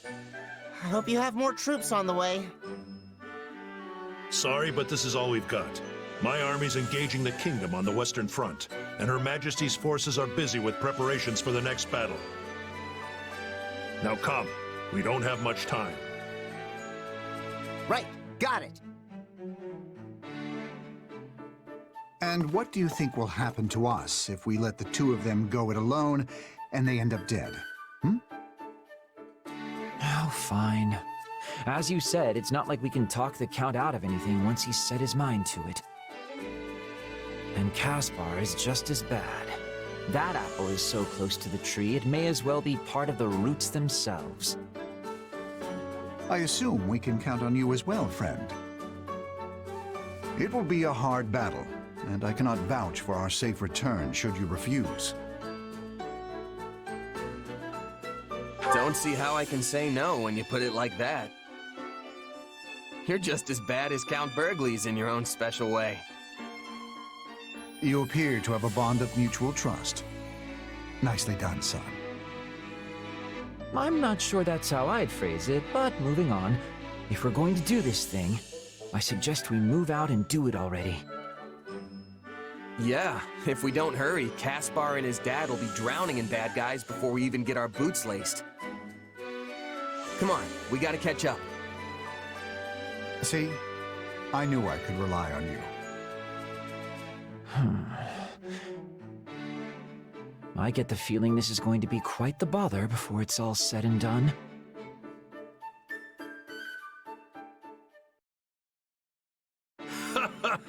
So you finally bested your old man, huh? I'm proud of you, Caspar. And Linhardt, you've come a long way as well.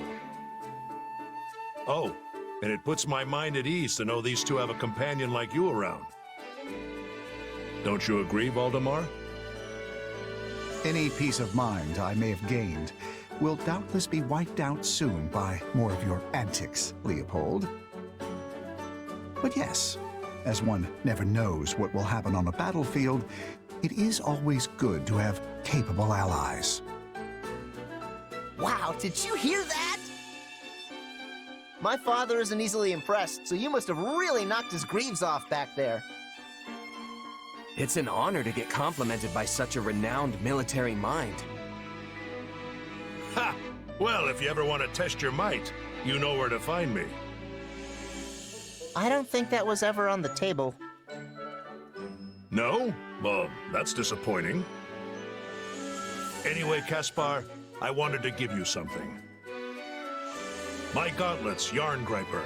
They've been in our family for generations, and you don't even need a crest to use them.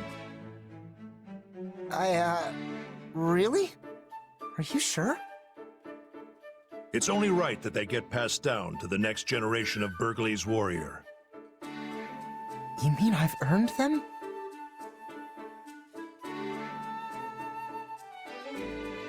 Looks like all your hard work's finally paying off.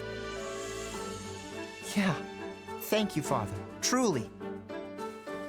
I'm gonna get even stronger to keep proving I deserve the honor. Ha! Well said, my son. Now then, it would be rude of me to let the rest of you go empty-handed after all that. Here. Consider this as a thank you for letting me drag you all on my little adventure. Hey, now we're talking. After all those years as a merc, I always expect some kind of reward after a tough battle. You throw yourself vigorously into the fray to help your friends, yet also keep a tight grip on the strings of your purse. You would make for a fine civil servant, if you ever had the inclination.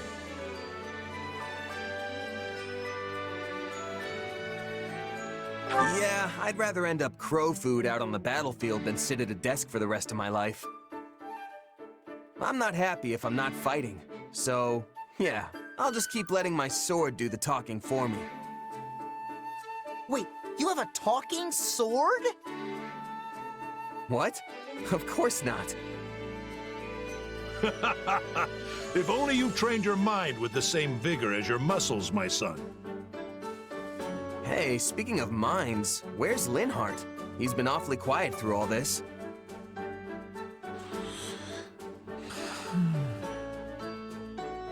Did he seriously just pass out?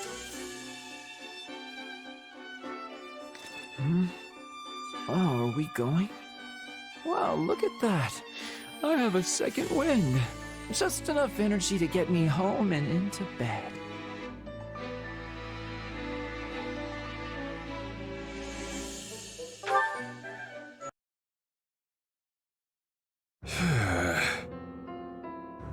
What you doing, Balti? Shh, quiet. You'll give me away. Huh? Give you away to who? Okay, they're gone. That was close. Hey! Think you two could lend me a little coin? Are you seriously going to pretend nothing happened just now? And asking us for money on top of it? Ugh, you were obviously hiding from debt collectors. What, them? Yeah, basically. Must be pretty deep in the red if they followed you all the way out here. Well, the debts of a man like me tend to leave those of your average deadbeat in the dust. Still, pretty bold of them to think I'd fork it over so easy. The only bold one here is you, Balti. You should pay back the money you borrowed. Hey! Are you listening to me? No, actually. Sorry. Anyway, gotta go. If you're heading to dinner, we'll come with you. No, I've got some business to attend to. You can buy me dinner some other time. Wow, that was weird. Right? The guy actually thought we'd buy him dinner. Oh, that's not what I'm talking about. He always does that. Ah, my dear Hilda. You bear the countenance of a maiden most troubled. What's the matter? Oh, Holst. I hope you aren't bothering my little sister, Merc. What? Oh, no, you've got the wrong idea. We just ran into Balthus is all. I see. And what did he want? Some debt collectors were after him. He seemed pretty worried about it, actually. Curious. Right? I mean, Balti shakes off debt collectors the way other people change their underwear. Yes, he usually manages to drive them hence with some combination of threats and outlandish excuses. Perhaps this time they've sent more formidable bounty hunters after his hide. Wait, there's a price on his head? Sadly, in addition to racking up and running out on debts far and wide, our friend Balthus has also been picking more than his usual share of fights. Huh. I knew the guy liked to gamble, but I didn't know he'd taken it that far. I would be happy to help the man settle his debts.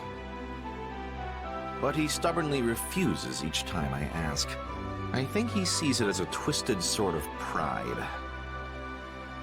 So long as he continues his drinking and gambling, his debt is only going to grow. And as he's too stubborn to give those up either, I'm frankly at a bit of a loss as to how to proceed. He's a talented fighter. If he went straight and worked hard, he'd have enough coin for a comfortable life. My lord, we have a problem. An enemy raid? It's Balthus, sir. He's under attack not far from here. The enemy's ranks are massive, so I ran back here to secure reinforcements. You did right. I will go there at once. And there he goes. My brother certainly can move fast when he puts his mind to it.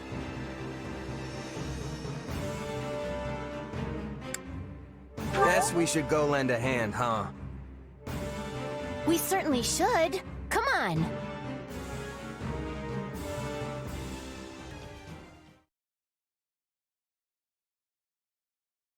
I was planning to handle this on my own, but... well, thanks. I owe you one. I'm not some stranger to you, Balthus. Did you really think I would abandon a friend in need? Yeah, I think Balti would have been fine by himself. Don't say such things, Hilda. You'll make Balthus cry. No, she won't. But was it not your own stepmother who hired those assassins? 80% sure, yeah. And hey, it wouldn't be the first time she's come after me. This is inexcusable. I will speak to House Albrecht about the matter at once. Don't bother. My little bro's already stuck running that family, and I don't want to add to his troubles. The same little bro whose mother is trying to have you killed? Why protect him? Because he hasn't done anything wrong. And he's a good man. He's the only reason I was able to abandon the family and live the life of freedom I have now. So earlier, you said something about how it was good your stepmother wanted you dead. What was that about? See, she's got something of a persecution complex, and is also persistent as anything. What do you think would happen if she set her sights on my dad or my real mom instead of me? Wait, so your real mother is still alive? I heard stepmother and just assumed, you know. Yeah, it's kinda complicated. Basically, she is living in hiding somewhere in the mountains now. Anyway, that's the long and short of it, so you don't really need to worry about it anymore. But where does this end, Balti? Your stepmother clearly isn't going to stop sending people after you. It is what it is. Just gotta let her get it out of her system, I suppose. I mean, I've already got debt collectors and bounty hunters hounding me, right? What's a few assassins on top of that? If you changed your ways, you could at least rid yourself of the debt collectors. You truly are a piece of work. Oh, hey, I just remembered something I gotta do. Thanks for the help today. We are not done speaking, Balthus. In that case, let's hash it out over dinner sometime. Really get into it. Oh, and you can buy. Well, there he goes. Again.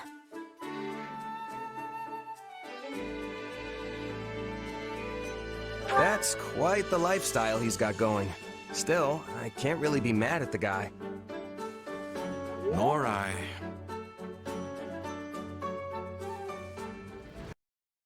All right.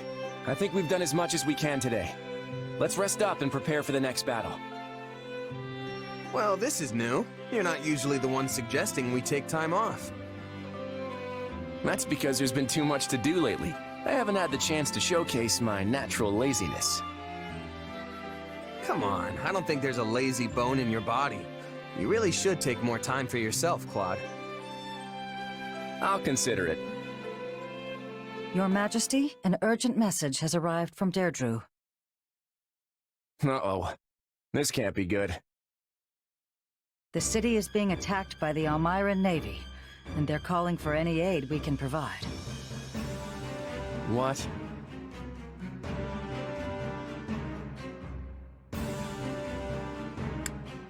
This can't be the Almirans. We just got done kicking them up and down the battlefield. I agree. These are most likely pirates who have assumed their name.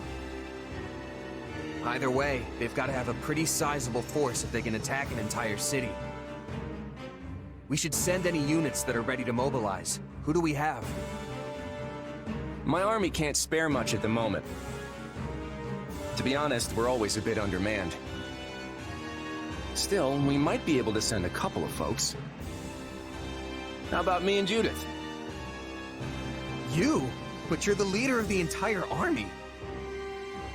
Well aware of that, thanks. But as luck would have it, we've got a bit of time before our next battle. Besides, Judith and I know the terrain, which means we've got the best chance at ending things quickly. Going back to Deirdre will be a stroll in the park for the two of us. Still, I wouldn't say no to a seasoned mercenary tagging along. Eh? Eh?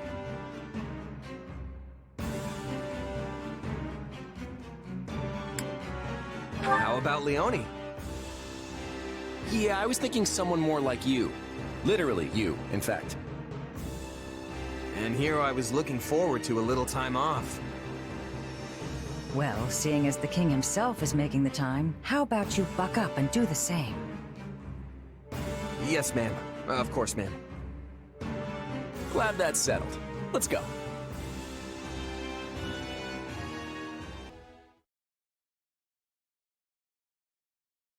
Nice work, everyone. Deirdre and the harbor are both safe now. We'd have been toast if Nadir didn't show up. You've got a long way to go if third-rate crooks like that are giving you trouble. In our defense, we'd have been fine if we could have brought a few more soldiers along. I don't know, kiddo. You're good at the whole confidence side of things, but not so hot when it comes to actually sealing the deal. A man who calls himself Nadir the Undefeated says I'm overconfident? That's rich. Cut it out, you two. This friendly banter is going to make me sick if you keep it up. You clearly know each other better than you're letting on. Say, kiddo, maybe now's the time to, you know. Ah, right. Actually, Judith, this is probably a good opportunity for me to come clean about something. I'm waiting. My mother is an Elmira, and has been for the last 20 years.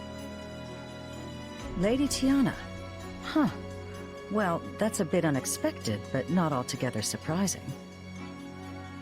That's where I was born, Elmira. And my father, he's the king. Wait. So that makes you an Almiran prince?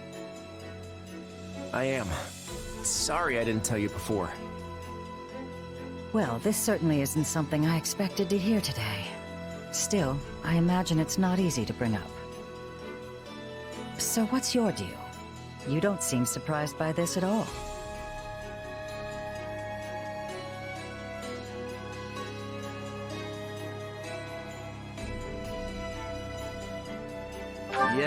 I never heard any of it directly from Claude, but I thought as much. I figured it out right around the time we fought Shahid. Oh, right.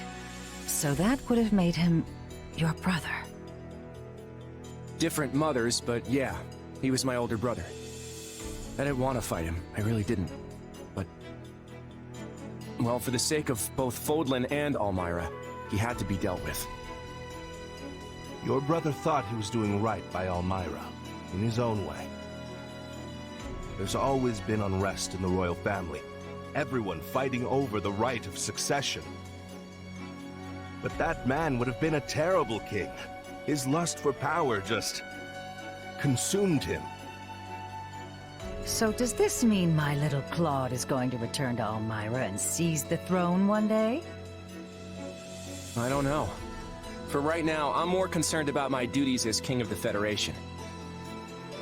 Eventually, I plan to tell everyone about where I came from. But for now, keep it to yourself. I don't want to make things more complicated than they need to be. I won't tell a soul so long as you answer me one question. Have you ever sought to deceive us? Either as the leader of the Alliance or as king? Never. Lester and Fodlan are my home, and I intend to fight for everyone who lives here. So, do you trust me? I do, little Claude, or your majesty, I should say. Just don't let me down. I won't, Judith. And thanks.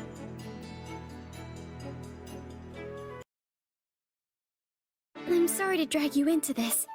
It's my responsibility, and I should be handling it myself. It's all good. You clearly needed the help. Still, I always figured you'd be better at keeping your equipment in order. Oh no, I'm honestly terrible at this kind of thing. You should see the state my room is in. The more I try to get organized, the more chaos seems to creep into my...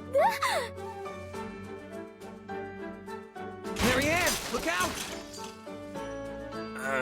Ow. Are you alright? Oh, this is terrible. I never should have dragged you into this. What, me? I'm fine. Let's keep going. I'm serious. You shouldn't have any more to do with me. It won't end well. Huh? What are you talking about? Marianne, we're supposed to be leaving on our scouting mission soon. What are you doing? Sorry. I was trying to organize my squad's provisions, and things just sort of spun out of control. You always do this. Would you please just ask me for help instead of trying to do it all yourself? Yes, I'm sorry. Why don't we just head out on that mission? I can finish this later. You know what? Don't worry about it. I can handle a little scouting mission on my own. But... I think cleaning up this mess is more important. You'll help her, right? Marianne really isn't good at this sort of thing. You don't say. Just make sure you stay with her until it's done. Promise me, okay? For Marianne, anything. Good, because I'm dead serious about not leaving her alone with this. I'm so sorry. Anyway, I've got some scouting to do. Good luck! All right, let's get this stuff sorted. Our first job should be organizing everything by type. Okay. Whoa, hold on. I thought we were grouping all of the timbers by length. Yes, I was doing that. But then I noticed some of yours weren't exactly the same, so I divided them up further. Look, just try to keep everything simple. 3 piles. 1 for long stuff, 1 for short stuff, and 1 for all the medium-ish stuff in between. I see. In that case, I'll set this right... You've got to be kidding me. Ow. Again. Looks like we're back to square one. Oh no! I'm so sorry. Please, you should just go and let me handle the rest myself. No can do. I promised Hilda I'd stay here until the job was done. Speaking of which, where is she? Yes, it has been a while, hasn't it? You worried about her? I am, actually. Would it be alright to leave this for the moment and go check on her? Yeah, sure. This pile of stuff isn't going anywhere. And besides, Hilda's far more important. Hey, when you're right, you're right. Let's go.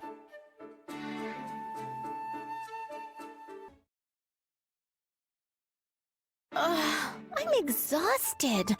I thought this was going to be one of those quick in and out kind of things. We're lucky we got out of there alive.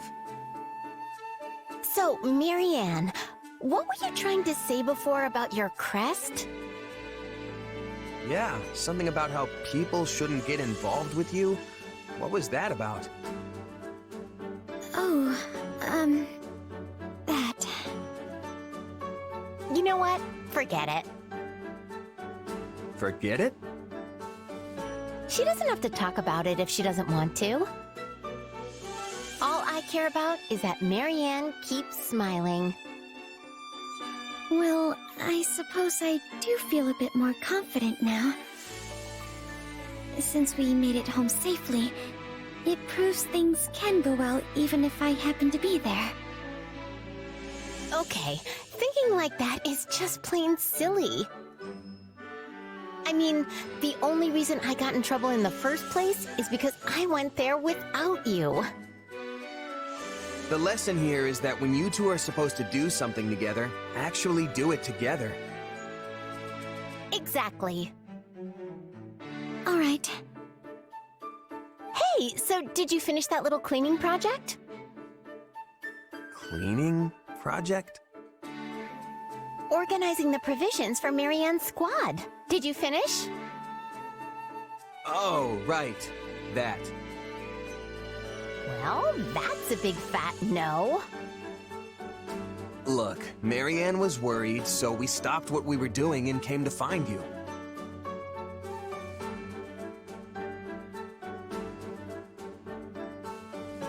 Still, it was our call, and we'll take the fall for it. You were worried about me, Marianne? Really? Really. Once I imagined the worst, I couldn't get it out of my head. And it turns out the truth wasn't too far off. Oh, I'm glad you care. You know what? Don't even worry about organizing those supplies. I'll take care of it for you. You sure? You bet! I mean, it's not like I enjoy that kind of work, but I'm actually pretty good at it. That's a huge weight off my mind. Thank you. Well, guess that about ties everything up.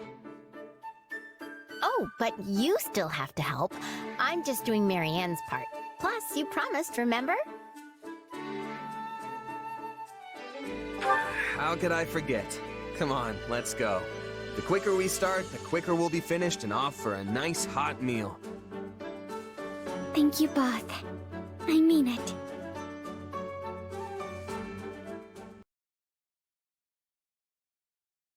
It's me, Count Gloucester, Lysithea von Ordelia. Ah, yes. Please come in. Thank you. Count Gloucester, I have come here in my father's stead, and must return to the front line soon. But I wish to formally apologize for any trouble caused by the recent events in Ordelia. Oh? But my domain was left largely unharmed. In fact, if anyone is apologizing here, it should be me. I knew full well what was happening in Ordelia, yet was only able to dispatch a small force to aid you. It is only natural that a house should prioritize the safety of its own domain. And besides, House Gloucester is tasked with protecting the crucial Great Bridge of Myrden. Your understanding is appreciated. But for me, I fear this also has a personal component.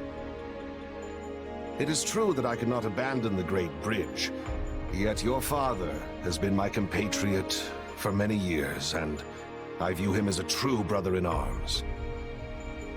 Had something happened to him, I would never have been able to forgive myself. I had no idea you held my father in such high regard. I have always felt I owed him far more than I was ever able to give. And what do you owe him exactly? My lord, you have a messenger from the Federation army. Send them through. At once, sir. Sorry to barge in like this. What do you want? Oh, hey, Lysithea. I didn't know you were here, but it actually saves me some time. You are the mercenary captain who reports directly to His Majesty, yes? Has something happened? A town south of here has been overrun by bandits, down in Ordelia territory. What? And here I had hoped all those rogues had been suppressed. It's just a ragtag group of anyone who managed to avoid extermination at the hands of the Federation. Looks like they all came together for one last hurrah. Since the town isn't too far away, I was asked to come here and see if you could spare any troops. I will send all I can, but I fear it will be a scant force. But surely the Federation will send reinforcements as well. Well, that's the thing. Everyone's sort of got their hands full preparing for the next battle. Honestly, they could barely spare me as a messenger. I didn't realize Claude could be so cruel. Hey, it's the truth. This is just bad timing. All the big names are scattered off in one place or another. I mean, take you. You're all the way out here apart from the main force, right? Still your tongue. I'll have you know I'm here on very important business. This bickering can wait. We need to mobilize what units we have at once. We? Wait, you're coming? Am I unwelcome?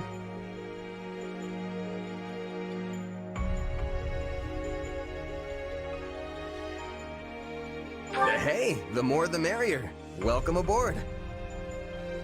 I am glad to hear it, for any force would be lucky to have the great Irvin Fritz Gloucester on their side. My military prowess may not be as renowned as some, but I have bestrode many a battlefield in my day. Sadly, I could not lend much aid during the recent disturbances in Ordelia, but this is my chance to rectify that error. In that case, we should be off. I sure hope he knows what he's doing.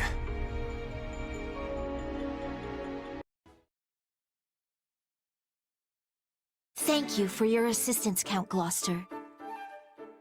Not at all. I only wish I could have been of more use.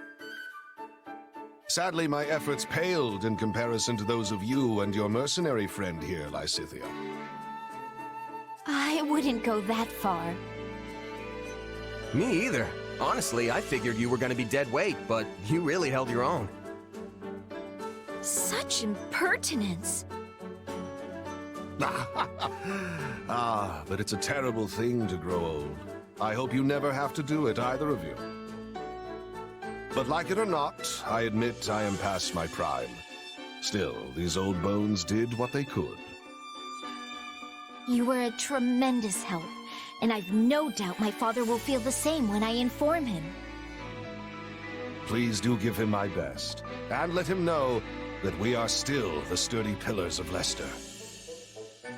Of course. That said, I am pleased to see your father has such a superlative heir waiting in the wings. Perhaps Count Ordelia might consider stepping down a tad early? I cannot say. As leaders, we often butted heads because we had to look out for the interests of our own realms. But once we have both passed on our title, we could simply be friends. And that is something I would greatly look forward to. That reminds me. You mentioned earlier that you owed him something? Ah, yes. It's something of a longer tale, but perhaps now is the time to tell it. When you were still quite young, the Empire often saw fit to meddle in House Ordelia's affairs. As I was on the outside looking in, I was never able to discern any of the particulars. But even as a bystander, it was clear that your father's hardships were considerable. Yet, I did nothing. As leader of the pro-imperialist lords at the time, I could little more than stand by and watch. Your actions are completely understandable. The Empire would have brazenly ignored any protests of their political interference. As such, we had no choice but to endure their tyranny. It must have been difficult for you as well. Still, I should have spoken out, if nothing else. I owed your father that much. I see. I cannot change the past, but I hope I might help your father live out his remaining years in peace. Perhaps we could take tea together sometime, reminisce on the old days. I'm certain he would love that.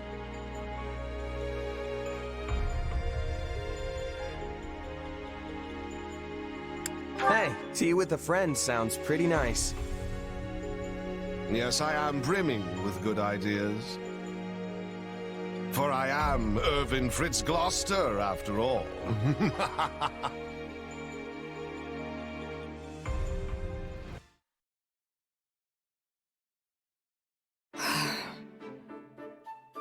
Oh, hey, Shamir.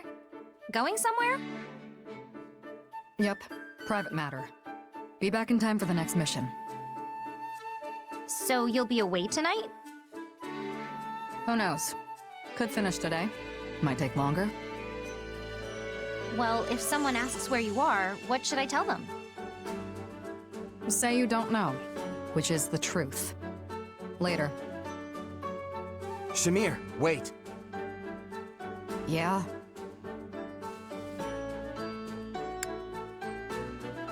I bet you're going to fight someone, right? Good guess. Let's just say I'm going to cut off an old connection. Sounds thorny. Would you mind telling us more? Yes, I would. Well then, can we come with you? Look, it's nothing. A noble I used to work for asked me to do another job for them. I ignored it. They persisted. Turns out they have an interest in me. Now they're threatening to send mercs after me. Wait, why? It's a kidnapping, of a sort. If I refuse to go, they'll kill me. So, I'm going to strike first. Bold move. Who are the mercs? The Guardians of Fodlan. That's the huge mercenary group that's been making a name for themselves in this war, right? The very same. Although the noble in question only employs a single squad, not the entire force. I'd hoped not to see them again, but I don't mind killing them. So you'll be fighting old friends? Wouldn't go that far. We worked together once is all. Can I go now? Not without me, you can't. Figured you'd say that. And why do I need to involve you in my affairs exactly? Besides, this is going to be dangerous. These mercs have no qualms about using underhanded tactics. This army needs you two. It's not worth the risk. But the army also needs you. Besides, I don't know what I'd do if something happened to you. And I'm not the only one who feels that way, right?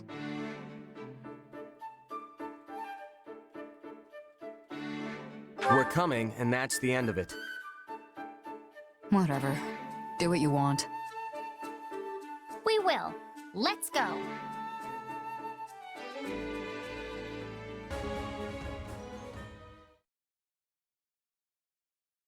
Sorry I dragged you into this. Or, I guess you dragged yourselves. Either way, it's good you were there. Oh, I don't know. I think you could have handled them pretty easily on your own. Their aim was to overwhelm me with sheer numbers and wear me down. Against a force that large, it's entirely possible I could have lost. Throwing so many men and women out there as cannon fodder is a horrific strategy. They'd have found fame and glory if it had worked, and it's not like the dead can complain. Besides, the more of your comrades who die, the bigger your share of the reward. Pretty good deal if you're left standing when the dust settles. Speaking of comrades, it seemed like some of our enemies knew you. Yeah, we definitely fought before. But it was a long time ago, and I don't remember doing anything that would make it so personal. Not unusual in this line of work. The longer you do this, the more grudges you earn, whether you remember them or not. You've been a merc for a long time, though. I assume that kind of stuff doesn't bother you anymore. Yeah, mostly. I try to stay detached, but every now and again, something slips through. I'm not so sure I could keep my emotions in check like that. I guess that shows how much further I still have to go. But this means things with that noble who used to employ you are over now, right? Hope so. But she's a tenacious one. Oh, so it's a woman? She must really want you back fighting for her. Yeah, that's not the only thing she wants from me. Let's just say it's a mess and leave it at that. Just remember, if someone isn't interested, move on. Interested in what? I don't understand. Anyway, I'm gonna hit the hay. Thanks again. Do you know what Shamir was talking about? You'll understand when you're older. Well, now I'm really curious. I'll have to ask Shamir about it later.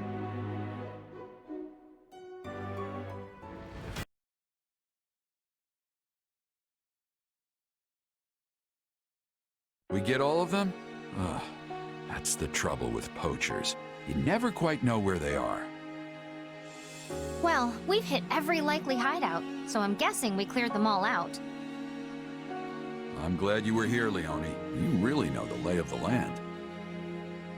Well, Sa'in is my home. But you've been here before too, Captain. Sure, but that was a long time ago, and I don't remember it all that well. Ill news, Captain. Another group of poachers has taken hostages from a neighboring village. These people are a disgrace to poaching. Saying so makes it sound like you believe there was some honor in the activity to begin with. These hostage takers must be friends of the poachers who were just here. According to the people of the village, they were involved in kidnapping as well as poaching. They made it sound like more than a few people have been taken from the surrounding villages recently. Sa'in too? Yes, they said there was one. Oh, it makes me so mad. These folks sound like bad news. We better do something before these new victims are dragged off and never heard from again. House Gloucester's orders were to deal with the poaching issue in Sa'in. We did that. Our work is done. How can you be so cold? If you see someone in trouble, you help them. That's just basic decency. I don't see anyone here. Do you? You know what I mean. Easy, Leone. The kid was just stating a fact. I'm sure no harm was intended. How could you possibly raise such a cold and unfeeling person, Captain? I wasn't always the best dad, I admit. Perhaps we should shelve this conversation for now and determine our next move? Plenty of villagers helped me out the last time I was in this neck of the woods, so it's only right I pay it back. Plus, I'm not just gonna sit by while poachers run wild in my apprentice's home turf. Captain! But we can't linger long. We track down the bad guys, free the hostages, and go home. Got it? I knew you'd do the right thing. You don't have any connections here, so it's your call if you want to pitch in or not. Nobody will think worse of you if you decide to duck out on this little goose chase.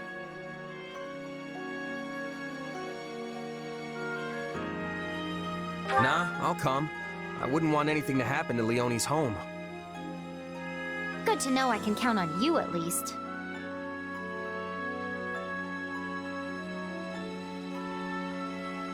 I'm sure you'd manage without me, but many hands make light work and all that. Then let's roll.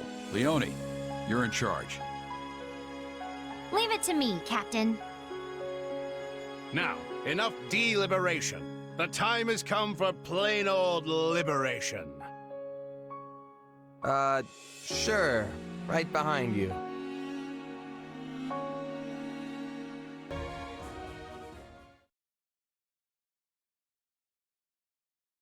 I told jokes to the hostages as I delivered them safely back to their villages. You could say I had a captive audience. We've restored peace to this whole area, Captain. Thank you. Thank you, everyone. Mercs like us are only supposed to work for pay, but a freebie every now and then won't kill me. Yeah, I would have regretted it if I'd gone home. Thank you for doing the right thing. I just followed orders. And that's all. Well, I'm thanking you anyway. Now the villagers can live in peace. I was supposed to stay here and be a hunter with my father, you know? But once I met the captain, I knew I had to try and make it as a mercenary. My father and the rest of the village always supported me, before the academy and after. It's been a long, strange path, but I finally became a mercenary and was able to help my hometown in the process. I don't think I've ever been happier. It feels like I've repaid some debts, although not my actual debt from school. Still working on that one. I'm glad we helped you give back, instead of helping to give you back.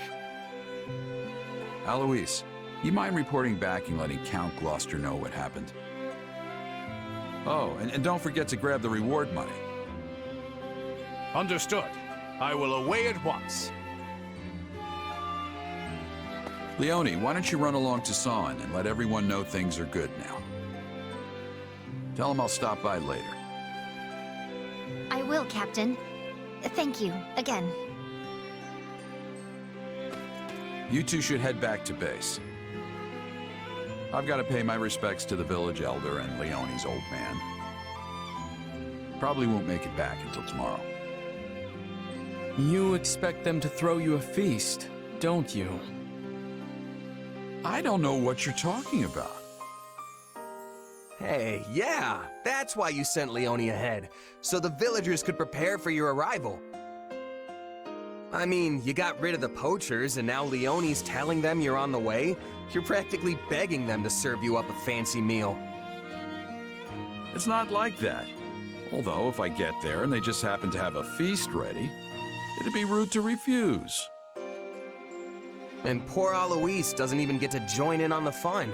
Shame. Hey, that guy hasn't had a drink in years. He's not missing anything. Now then, this is an evening for grown-ups, so you kids get on home. If anything comes up while I'm gone, you can handle it yourselves. Well, time for me to set off. Ah, there's nothing like that first drink after playing the hero.